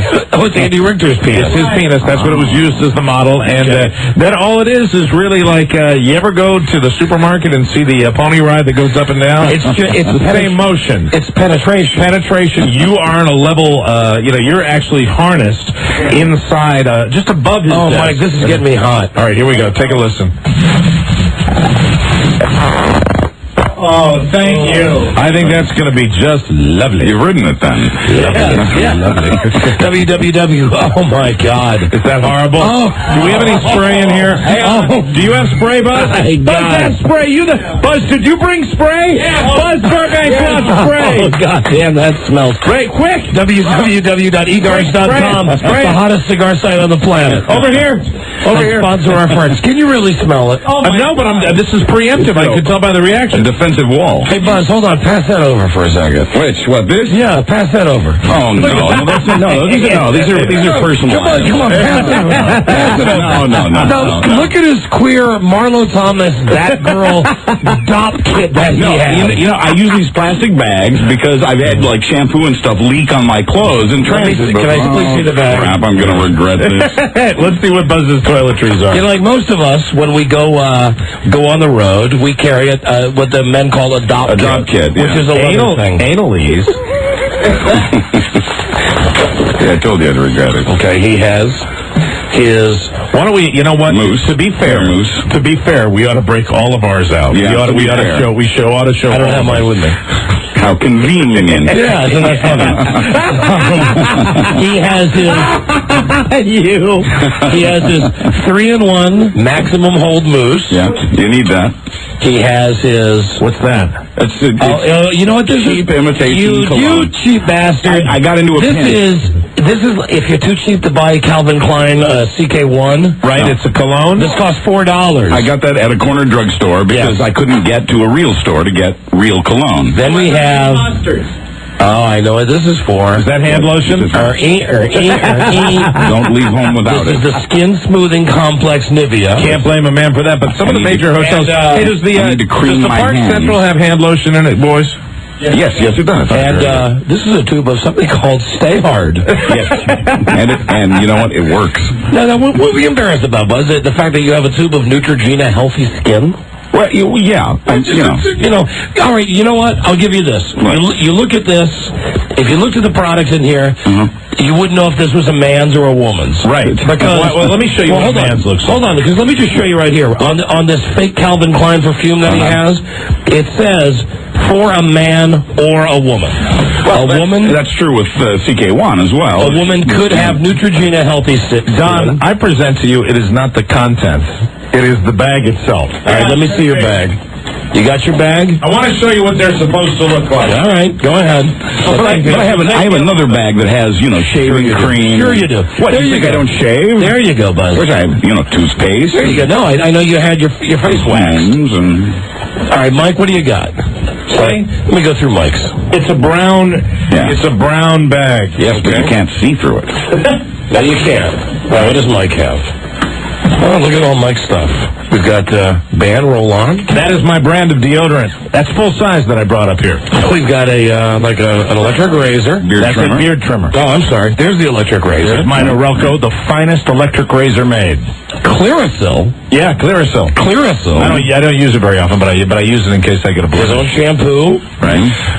His real cologne. Cologne, yes. A man's cologne. Yes. What's the name of it, though, Don? Pleasures. Oh, yeah, that's it. Now, what's in the generic bottle, Mike? I'd rather not say. What is it? What is the green soapy liquid in the generic bottle? I use that. Oh, it's mouthwash. Okay. I'd rather not say. It's mouthwash. Floss. Clippers. Right. Toothbrush. Nail clippers. Sure you don't mind me touching your toothbrush. Stop it! Oh. Sure you don't mind. Oh. Now he's got to get a new brush. Wow. I mean, a new brush. Hey, why? I had an itch down there. You wiped your ass with my toothbrush. You wiped your ass with my toothbrush. I had an itch back there. Oh, that's horrible. I didn't mind. On the hand, I could have rinsed it off. But it reminded me of that. Brushed it up against your rectum. It reminded me of that joke where the couple loses their camera, and then when they get the film back, and it's their toothbrush shoved in some guy's ass. All right, I'll go through Rob's. All right. So we have it. Rob is Excedrin. Oh, you're staying. You don't have it because you're staying at the hotel tonight. Right. So you weren't joking about that. No, I really don't have mine. All right. Head and Shoulders. You have dandruff? No, but give me my. That's the only toothbrush I have. Get it out of the garbage. What is this, Rob? That's for my hair. Crew comb, extra styling hold. Mike, I don't see it. Okay. Hey, look at it. Oh, was that a fart? No, that's a fart. That was. www.egars.com, hottest cigar site on the planet. Fantastic. Hey, look at this. What does Rob have? I've seen those. Look at this queer thing that he combs his hair with. Yeah, because of the flat top, it's an excellent way to make your hair stand up. Describe it. Do you use that for anything else? Yes. Look at the thing. It slides over his finger. I would say it's maybe about a 4-inch circle with like little plastic spokes on it. It's like half brush, half comb. Do you brush your pubic hair with that? No, Mike, as you know, I'm totally shaved clean down. And then that's an old barbershop item. Rob has Little shaving cream and running my electric razor. Hey, now listen, Rob gets the prize, though. What? What's he? He brings styptic powder with him in case he cuts himself shaving. All right, well, if I was going to have to rate these, I'd say that Mike's is the manliest. Hey, thank you. Rob's is perhaps the most comprehensive. Thank you. And Buzz, yours is just the faggy. That's just one of several, though. One of several. Yeah, because Buzz has lots of cosmetics. Well, no, I have one with the razor and the shaving cream in it, and one with the toothpaste. Mike, I didn't see it. Here, I'll find it for you. Hold on. No. Come on. The toothbrush you threw away. I can still salvage it. Send that out to the fan. The toothbrush. I'm not getting it now. Why? It's only in the bottom of the trash can. What you're doing is you're making garbage soup on top of it. I must go to the drugstore. Right now. All right. Dwayne Reed? This is the Golden Boy. Dwayne Reed. Who's Dwayne Reed? That's the drugstore in New York. Where I buy the cheap cologne. Yes, Dwayne Reed. Never been there. They're everywhere. In fact, I never have. They're everywhere. Let's break. We'll be right back. Number 1, Arbitron Radio, the Don and Mike Show. I'm sorry, but we're not supposed to put butter on the milk duds. You're not supposed to go to the bathroom without washing your hands either. Touché. To the top, please. Swim, my pretties. Guilty of inciting happiness, Don Geronimo and Mike O'Mara. Sometimes. Hey, now listen, on Monday's episode, Angela Harris is coming in, the lady from New Bust. She is a wonderful lady, and are we going to check progress? Yes, we have our 6 guinea pigs. Wonderful. 6 girls coming in to show us their boobs to see if their boobs have grown over the last month that they've been taking the product New Bust. I am really, really interested to see if there's progress. And I didn't see these girls because this was one of the days that I was out with my kidney problem. One thing I should tell you about these girls that were on the show the day we did that is that they are all very attractive. The vast majority of them are very, very attractive women. They have small breasts, but they're hotties. Everybody that participated in this contest, we had, you remember some of the women that came down to audition for this, and they're great-looking women, so that's why I'm really interested to see how this works. Well, we'll find out on Monday, and Angela Harris will be by, and she'll find out on Monday that the show's not an infomercial, right? No. That she's going to be shut down a little bit because she's bought commercials now. Do you know that? Right. You know that since she came to us with this prospective idea for a contest, she got so much response that they actually went out and sold her a commercial schedule now. Very good. So she'll be in on Monday, along with the 6 women, the guinea pigs, showing us how large their breasticles have become. She's a very nice lady. That's on Monday, and she has big jugs too, right? Yeah, I think she's got average jugs. Well, didn't she take the product herself? Yes, she did, I think. Okay, gotcha. Next weekend, Friday night, we'll be in Las Vegas Style Show in Sacramento at the amphitheater, the Amphitheater. That seats 17,500 people. Wow. 17,400. No. First come, first serve at the door on Saturday. Like always, all of our shows, it's our way of saying thank you for listening. Don't cost nothing to get in. We'll be there on time. Yes. Oh, we will. That's right, because Mike is no longer the travel host. Yes, that was, I quit that job for the Don and Mike show. I quit my job. It was the longest, the shortest shortest tenure of any new responsibility on the show. I went to Charlie Broyhill and I said, I'm out. I can no longer sustain the pressure of doing travel because my judgment is so often questioned that I am out. I am no longer going to do it, and we have a new itinerary, so we're going to be out there a lot earlier. Yeah, we'll be there way in time for the show. Friday night in Sacramento and Saturday night in Reno. Right. Listen to your local Don and Mike Love Network stations for more. Now, from the mailbag, we got some mail here. Here's a letter we got from a lady in California, in Walton, California. Now, listen to this. Near Walton Mountain. Dear Don and Mike, Wilton, California. Wilton, okay. Dear Don and Mike, I'm a big fan of your show, and I listen every day. Recently, I heard you read parts of a script for a movie called Monkeys on Mars. It wasn't really a script as much as a tour de force. This sounds like the best idea for a movie I've ever heard. I agree. I am enclosing a check for $20 to help make the movie a reality. I'm hoping you can get a grassroots support group going, and others will follow suit to see Monkeys on Mars on the big screen. Perhaps Jerry Lewis could MC a telethon. I look forward to seeing you two, Monkeys in Technicolor.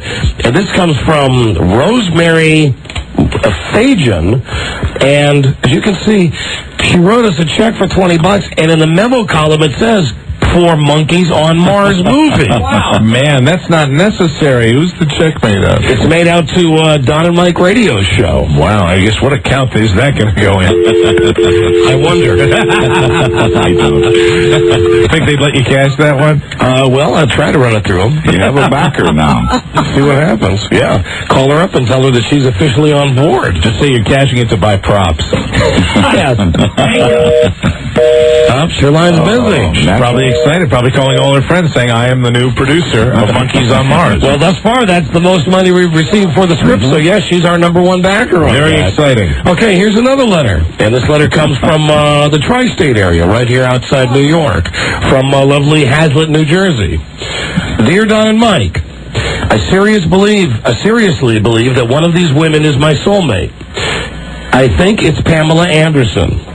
Or it could be Angie Harmon, or it could be Gwyneth Paltrow, or it could be Heather Graham, or it could be Ashley Judd, or it could be Carmen Electra. Good taste. I have located addresses for some of the women on my list, but not all. Stalker. I found a woman named Lisa Ray on the web, but I do not think it is her because she's an Indian model. You know what her father's name is? What? Mr. Ray. Oh, Mr. Ray's hair weave. Mr. Ray. Mr. Ray's hair weave. You two can have long, full hair. Mr. Ray's hair weave. Right in town. The Lisa Ray that I'm looking for is American with blonde hair. They showed her in the Trentonian, which is a South Jersey paper. How did her mother feel about that? Who was her mother? Charlotte. I'm having a tough time getting her address. What do you guys think? Do you believe I have what it takes to date these supermodels? I feel that money and fame should not be factored into the equation when it comes to relationships. I'm as good as anyone else. Call me anytime. Sincerely, Joe Maurizio. Hazlet, New Jersey. All right. Let's try him. So he's just feeling like he's a soulmate. Sure. The guy can drink. You should see this list. He's got good taste. Hold on a second. He's got good taste. He's got good taste, Luke. I am your father. It makes a funny noise when I'm trying to dial. You have reached 273. Hold on, it dialed wrong. Rob, just dial that number, would you please? That's the one right there. Okay. You know, when that was happening, though, that was the best this microphone was sounding all day. Let me see. He also has sent us another letter inside this letter. Dear sirs, I get this. This is a letter that apparently he has sent to some talent agency. Okay. It says, Dear sirs, I would like to write letters to the following models and actresses. However, I do not have their addresses. Could you please provide me with the mailing address for each of these people? I would prefer a regular mailing address. However, email is okay.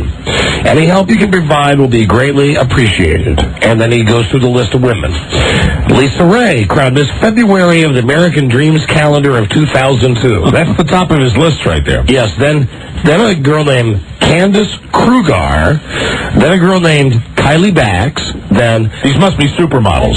Pam Anderson Lee. Hold on. We're not. Obviously, you're not there. Would you like to leave a message for him? Yeah, just tell him. I don't know what to tell him. Good luck. We found all the models, and about 8 of them think that you are their soulmate. So you're going to have to make some choices. Please get back to us. Be friendlier. And have a great day. Yeah, that's right. That's good. Yeah. Throw like a T-shirt and a key We found 8 out of 13. Yeah, 8 for 13. That's a fine batting average, Joe. Thanks for supporting the program. Bye, then. That's great, Rob. So, let me see. Pam Lee, Angie Harmon, who is engaged to Jason Sehorn, the football player. And a hottie. Gwyneth Paltrow, Heather Graham, Rachel Hunter, Carol Alt. Here's a wild card. Fran Drescher. Well, yeah, but I mean, kind of has. We've discussed that before. I thought you way back when you said you'd do Fran. I would only do her if I could duct tape her mouth. Come on, you two are thanking a time out. Ashley, hi, hi, Fran. Ashley Judd, and then Carmen Electra. Okay, and the other thing that we got in the mail here today that's interesting. I'm sure I'm understanding this incorrectly, but we received a postcard, like a public service postcard. Nice little pony. From the Northern Virginia Fine Arts Association. Worn and abused hooked rugs. And it is a reception, and it's called Homage to the Hookers. All right. Now, I read this, I showed this to Rob, and I said, homage to the hookers. Do you think that this is a get-together for prostitutes? I'd love to know. Or is this a get-together for people who make hooked rugs? Well, there's only one way to find out. Is there a phone number? There sure is. Oh, good. There sure is. Let me see. Dial it up, please, Rob. There's the number right there. It says April 22nd through June 3rd. Oh, good. So it's just around the corner. Rug hooking demonstrations, gallery hours, 11 to 3, 1 to 4. We could certainly ask them how many hookers are going to be there. You got it there, Rob? Okay. So we're calling the Northern Virginia Fine Arts Association. Hope they're still there. Oh, hookers work 24 hours a day. Well, they usually come out, later. 24/7. 4 days off a month. We could ask that question. What's the prime hooking time? You've reached the Athenaeum at 201 Prince Street in Old Town Alexandria. That's it. Zip is 22314. The next activity is an exhibit of used and abused hook rugs called Homage to the Hookers. Right. It's open. Homage to the hookers. Homage reception that day from 2 to 4. I was saying it very fancily, though. Homage. Gallery hours to the reception? Friday, 11 to 3. Oh, I'm going to leave a message. Saturdays, 1 to 3. Sounds old for a pimp. May 19th, when it's closed. And Sundays, 1 to 4. Homage to the hookers. Talking about dance classes. No. Hey, the hookers give dance classes? 379. Okay, don't need the phone number there, old-timer. That's to call on Mondays. To call about rentals or other business with the organization, call the Jacksons at 703. Okay, enough of the phone number. Where's the beep? Hi, this is the Don and Mike radio show. How are you? Listen, we love hookers, and we're calling about your homage to the hookers. We were wondering if you'd like to put some of your hookers on the show. Because we love prostitutes. Right. We do. Don't we have a bumper that says they have prostitutes on their show? They invite them to join. Yeah, they invite them to join in. Mm-hmm. So if any of these hookers would like to, pay a visit and come down and talk about this wonderful homage to hookers, we think it's, and is it homage or the way I pronounced it? The way you pronounce it is correct. Homage. I believe homage is the way, really, if you're going to be perfect. The H is silent, much as in my favorite restaurant, O.R. Johnson's. Oh, you homo. Go to L. Homage to the, that it really would be homage to the hookers. Homage to the hookers. Homage to the hookers. And today on his birthday, Rob would say, I'll Hitler. Right, absolutely. Right. Homage to the hookers. Listen, all kidding aside, we love hookers. Right. We do. And we don't care if they're worn and abused, as your press release says. We think it's a good thing to pay tribute to worn and abused hookers. We do. So if you want to get any of these hoes on our show, that's fine with us. They can come in with their rug burns. We don't care how many guys they've been with. Absolutely. Old, young, fat, skinny. It doesn't matter to us. We just believe in the lifestyle. And we don't, we're not worried about STDs. We don't want to have sex with these women. We just want to interview them on our show. And we think it is great that the Northern Virginia Fine Arts Association has, can I say this, the balls to put on a homage to the hookers. Bully to you from the Don and Mike show. Yeah, a round of applause. And also, if you could take another compliment, great message. Fantastic. Oh, hey, perfect. That worked out well. I think we just rolled up the guy's machine. Yeah, he'll have something to look forward to on Monday. All right, so that's all I got from the mailbag that we got today. We got the Monkeys on Mars check. Yes. We got the guy in New Jersey who wants to meet the supermodels. We do. And we got the letter, the homage to the hookers. Absolutely. So that's it. 3 letters. That's what we got today. We got a break. We'll be right back. Number 1, Arbitron Lake, the Don and Mike Show.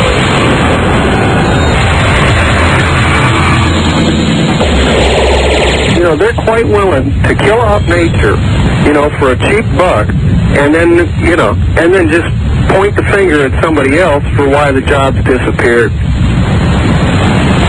Hello? Yep. I'm sorry. Don't want to rephrase that. Adored by all their money fans, Don and Mike. Hi, money fans. I lost weight.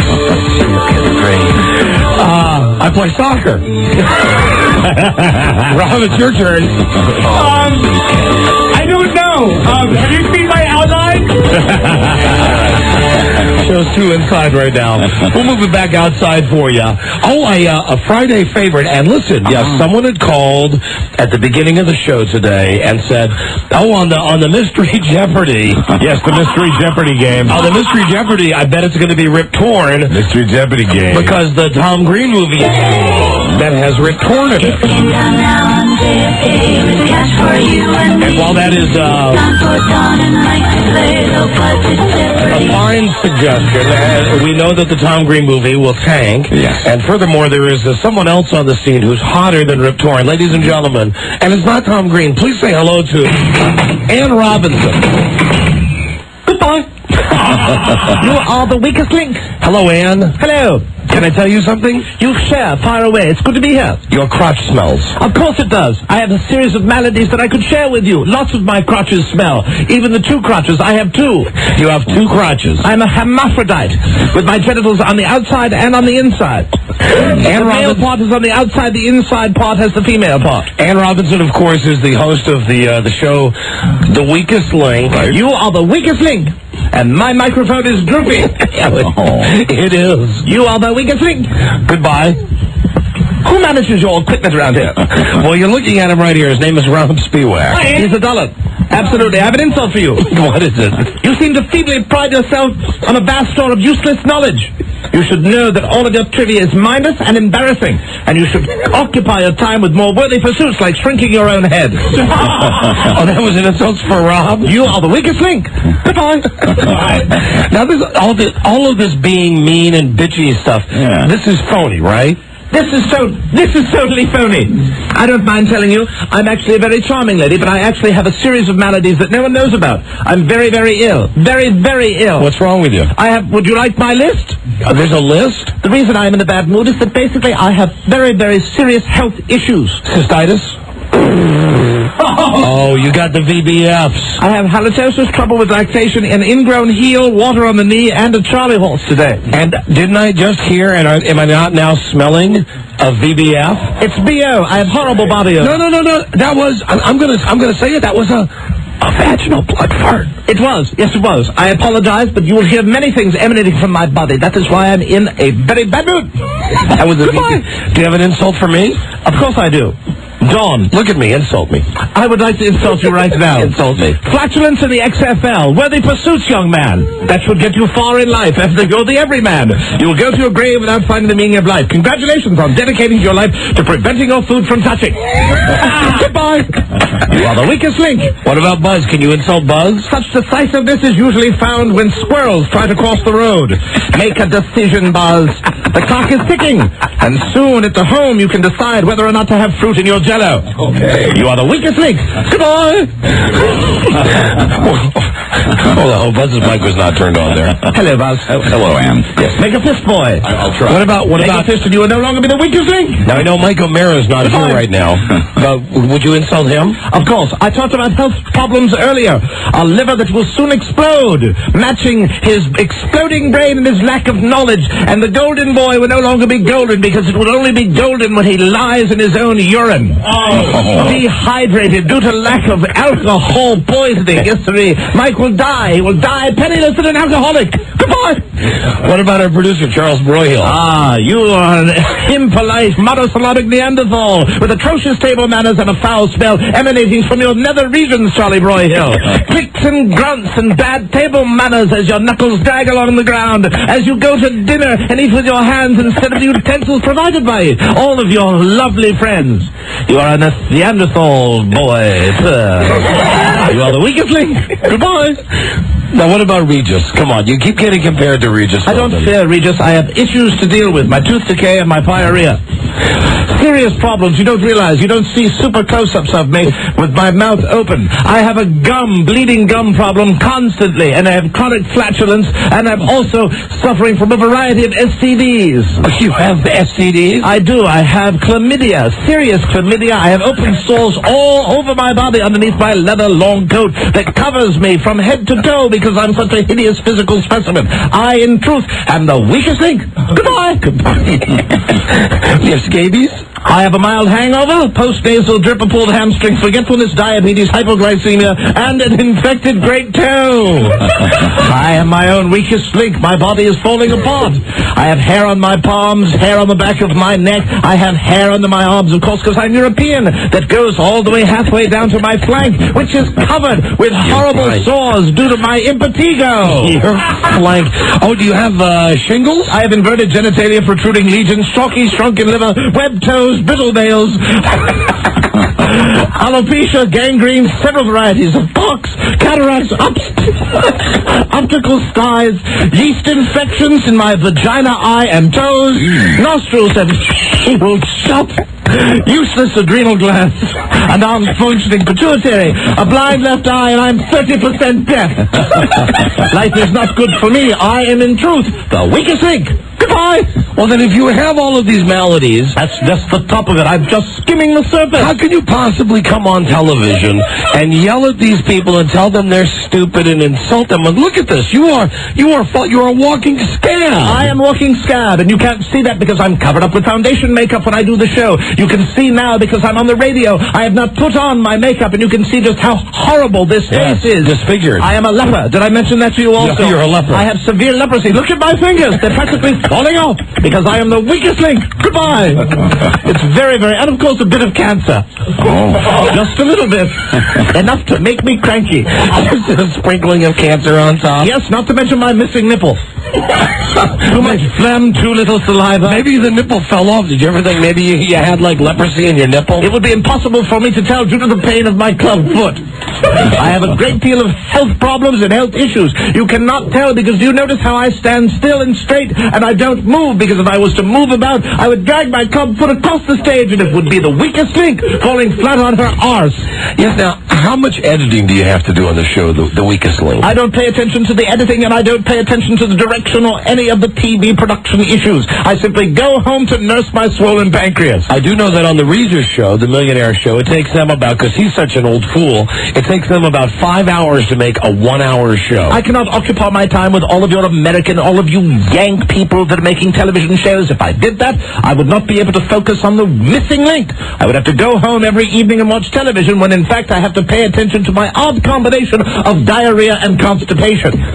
I am not a healthy woman. I am blind in my right eye. Which eye is blind? Can you tell which one is blind? Yes, your right eye. That's right. It's made of glass. How can you have diarrhea and constipation at the same time? That's what I'm wondering. I speak to my physicians daily, and they said perhaps it's caused by the ALS. You have Lou Gehrig's disease. I do indeed. Yes. Oh, yes. All right, Mr. Sensitivity. Of course I do. I am dying as we sit here. They've given me only months to live. Yet you yank reporters. Do you have the AIDS? Pick on me. I have the AIDS. Yes, sir. I have been HIV positive since 1964. So you have... I'm 56, you know. I'm the big missing link. I wish you wouldn't have given your age. Why? Is that in your quiz? Yes, it's going to be in my quiz. Is that your quiz? Try hard. You will never match the stature of the weakest link. Come on. You almost said the missing link. I almost said it again. And he's right there in the next room. There he is, your knuckle-dragging orangutan producer. Yes, sir, with his lovely hairdo, fantastic gums, and his flatulence. Chronic it is. He loves the smell of his own issue. We understand that, and he is your weakest link. Goodbye, Charlie. So you have leprosy, you have... No feeling in my left arm. Chlamydia. Tons of polyps. Do you have syphilis? I have clogged ears, syphilis, gonorrhea. I have been HIV positive since the early 1960s, and I am feeling actually swollen in my glands right now. Didn't they invent the AIDS like around 1980-something? Rest assured, I had it before they even knew what it was. Not invent. I mean, certainly you wouldn't want that on your resume that you invented the AIDS. When I was first dealing with my irregular heartbeat, it was back in the 1970s, I said to myself, these nosebleeds must stop. Constant nosebleeds, very difficult for me to deal with, and hair protruding out of my one good nipple. You got the polio? I've got polio. That's why I wear leg braces. At least one leg brace on the one that's real. My right leg is artificial. Oh, it's a prosthetic. My left leg is real, but it is a club foot, and I had polio, so I walk with a bit of a limp. People don't realize that's why I'm such a turbo bitch on the show, because I am falling apart. There is not an unhealthier woman on the face of God's earth, I swear to you. I have horrible, horrible problems. I, in truth, am the missing weakest link. You keep saying weakest link. The missing link. And of course I'm suffering from ptomaine and a mild depression, along with salmonella poisoning, which I got earlier today by eating some bad shrimp. Goodbye. What about botulism? Botulism also, too. I opened up a can the other day. The can was dented, and so I had botulism in my oysters. I ate my oysters, cut my lip on the can, and now I'm suffering a mild infection. And of course, combining with my eye yeast infection that has gone into my toes and vagina, I feel as though I will not be able to last another bloody week in your country. Do you have hepatitis? I have hepatitis, and of course, I am the only human known to have foot and mouth disease that I caught while milking a cow on my farm in Yorkshire. I am indeed the weakest link. Goodbye. I will die soon, and all of you Yankee reporters that are picking on me will feel very, very bad. What would you very, very bad? Let Picked on a woman of this ill health. What would you like to say to the many people in America who now? Let me also be fair and say your show's getting fantastic ratings. I would like to say to all of your listeners, how can I cure my angina? I am in need of a liver, pancreas, and heart transplant, and I need one now. So if you're an organ donor, please send along your information, and I will get in touch with you. I need the liver first, heart second, pancreas third. So please, quickly. And of course, I am dealing with 1/10 of one kidney. Much worse than your situation. Yeah. I don't mind telling you, absolutely. And I have discharge coming out of both my ears, my nose, and the corner of my good eye. How's your stomach? My stomach is a mess. What's left of it? I have 1/3 of my stomach left. They've cut most of it out due to bleeding ulcers. Bleeding ulcers, and of course a bout with colitis back in the 1986 year. Absolutely. My kidney stones are the size of dice. It was very frustrating. When I passed them, there was blood like you've never seen before. But of course, it was masked by all the bloody discharge that I had due to my other maladies. I have a colostomy bag, and I am also right now breathing with the aid of a ventilator that I keep in my limousine.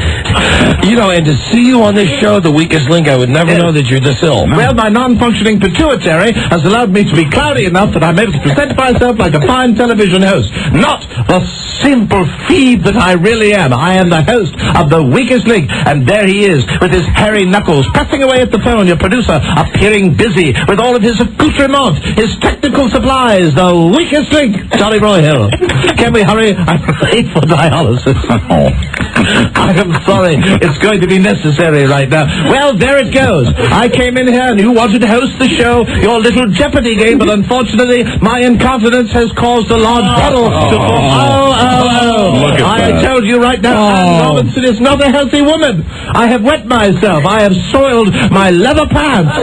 What a sticky wicket this is. Who's going to clean this up? One of my aides. No, Rob, well, now, when you said one of your aides... I'm not talking about the other disease. I wish not to talk about that. It was diagnosed early, and it depresses me. My mild depression. I have not even mentioned the hours and hours and hours of psychotherapy that I'm going through, because I, in truth, believe deeply within my soul and my being that I am the only weakest link. I am so weak that I cannot actually squeeze a tennis ball and even make it dent. Are you like Dudley Moore? Do you think you might have head cancer? I think there might be all sorts of cancer throughout my body. I said, forget the CAT scans. I'm so completely riddled with the stuff, there's no need to take any more pictures. I feel incredibly bad. I do. Do you think you might have... I am the only female with a hernia.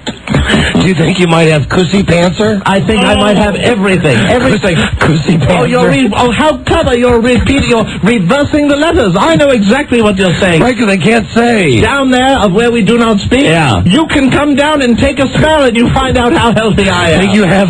I'm a mess. You think you have vaginal vancer? I think that there's all sorts of things wrong with me, and you can laugh away with your insensitivity, but I am sitting here falling apart. There goes another one of my nails. Look at that. It slid completely off. I see. Due to my lovely paper-thin skin. You know what I do? Watch this. I will simply tap my forearm. There's another bruise. Wow. A contusion and a hemorrhage. I bet that will probably go to my heart, and I will have another one of my fainting spells. I bet you have Tudor coomers. I tell you, tumors all over my body. Would you like to look at my back? No. It looks like the Rockies. It looks like the uppermost western portion of the Rockies. Okay, final question. You've mentioned all of these maladies, but how are your teeth? My teeth? They're not real. These are dentures. All of them fell out years ago. Years and years ago, they fell out and fell to the floor. It was very, very frustrating. What are you looking at? What are you looking at over my shoulder? Who was out there? There was some chick walked by. I'm sorry. Oh, a hot chick, I suppose. I'm sorry, yeah. Not one with fingernails falling out, with bad puzzy odor like you were talking about before, and of course my nasty tumors. I had curvature of the teeth when I was a small girl. They were not able to correct it, and at the age of 14, all of them were pulled, ground down into a fine powder, and it was thrown into my porridge because we were poor. And I needed extra nourishment. You were I subsisted for the first 12 years after that on porridge and ground peas. So you're a family. Due to the cultures and yeast that were formed in the teeth, I was able to enjoy it as much as I would a nice fine loaf of bread or Yorkshire pudding. So you ate your own teeth. My earlobes are blue and lifeless. I have no feeling my ears are blue. Do you notice that my lips are blue? Yeah. That's because my heart, what's left of it, the portion that's functioning, most of it is simply a dud, a dead, worthless muscle. I'm getting no blood flow, and that's why my lips are turning blue, but it doesn't matter because I have no feeling in them anyway due to the venereal diseases. How come there's been no press about all these health problems? I've kept it a secret until here because I wanted to come on your show. I've heard the vulgarity. I've heard the open honesty. I've heard the attacking of celebrities, and by God, it makes my good nipple hard to hear you do that. And I will tell you right now, I'm delighted to share with you all of the real truth about my situation, including the styes that are covering my good eye. Very frustrating. Under my hairpiece, you can see my exposed, pulsating brain. It's a mess. Simply, watch this. I will remove my red hair. Oh, I don't want to Put it back on. Absolutely. Put it back on. Welcome to the movie Hannibal. Put it back on. There you go. Just call me Ray Liotta. Fantastic. Absolutely. But don't touch it like they did in that movie. If you ate my brain, you'd catch a disease. And listen, let me get you some tussin. Lovely to be here. Yes, tussin will fix it. It'll fix it. Maybe it'll grow back my leg. I'll pour some tussin on you. Fantastic. And we'll take the first caller right now. I think we have a champion already, so we need a challenger for low budget Jeopardy at 877-365-3636. Did I mention I can only see in black and white? We will be right back. Number 1, Arbitron Radio, the Don and Mike Show. You are the weakest link.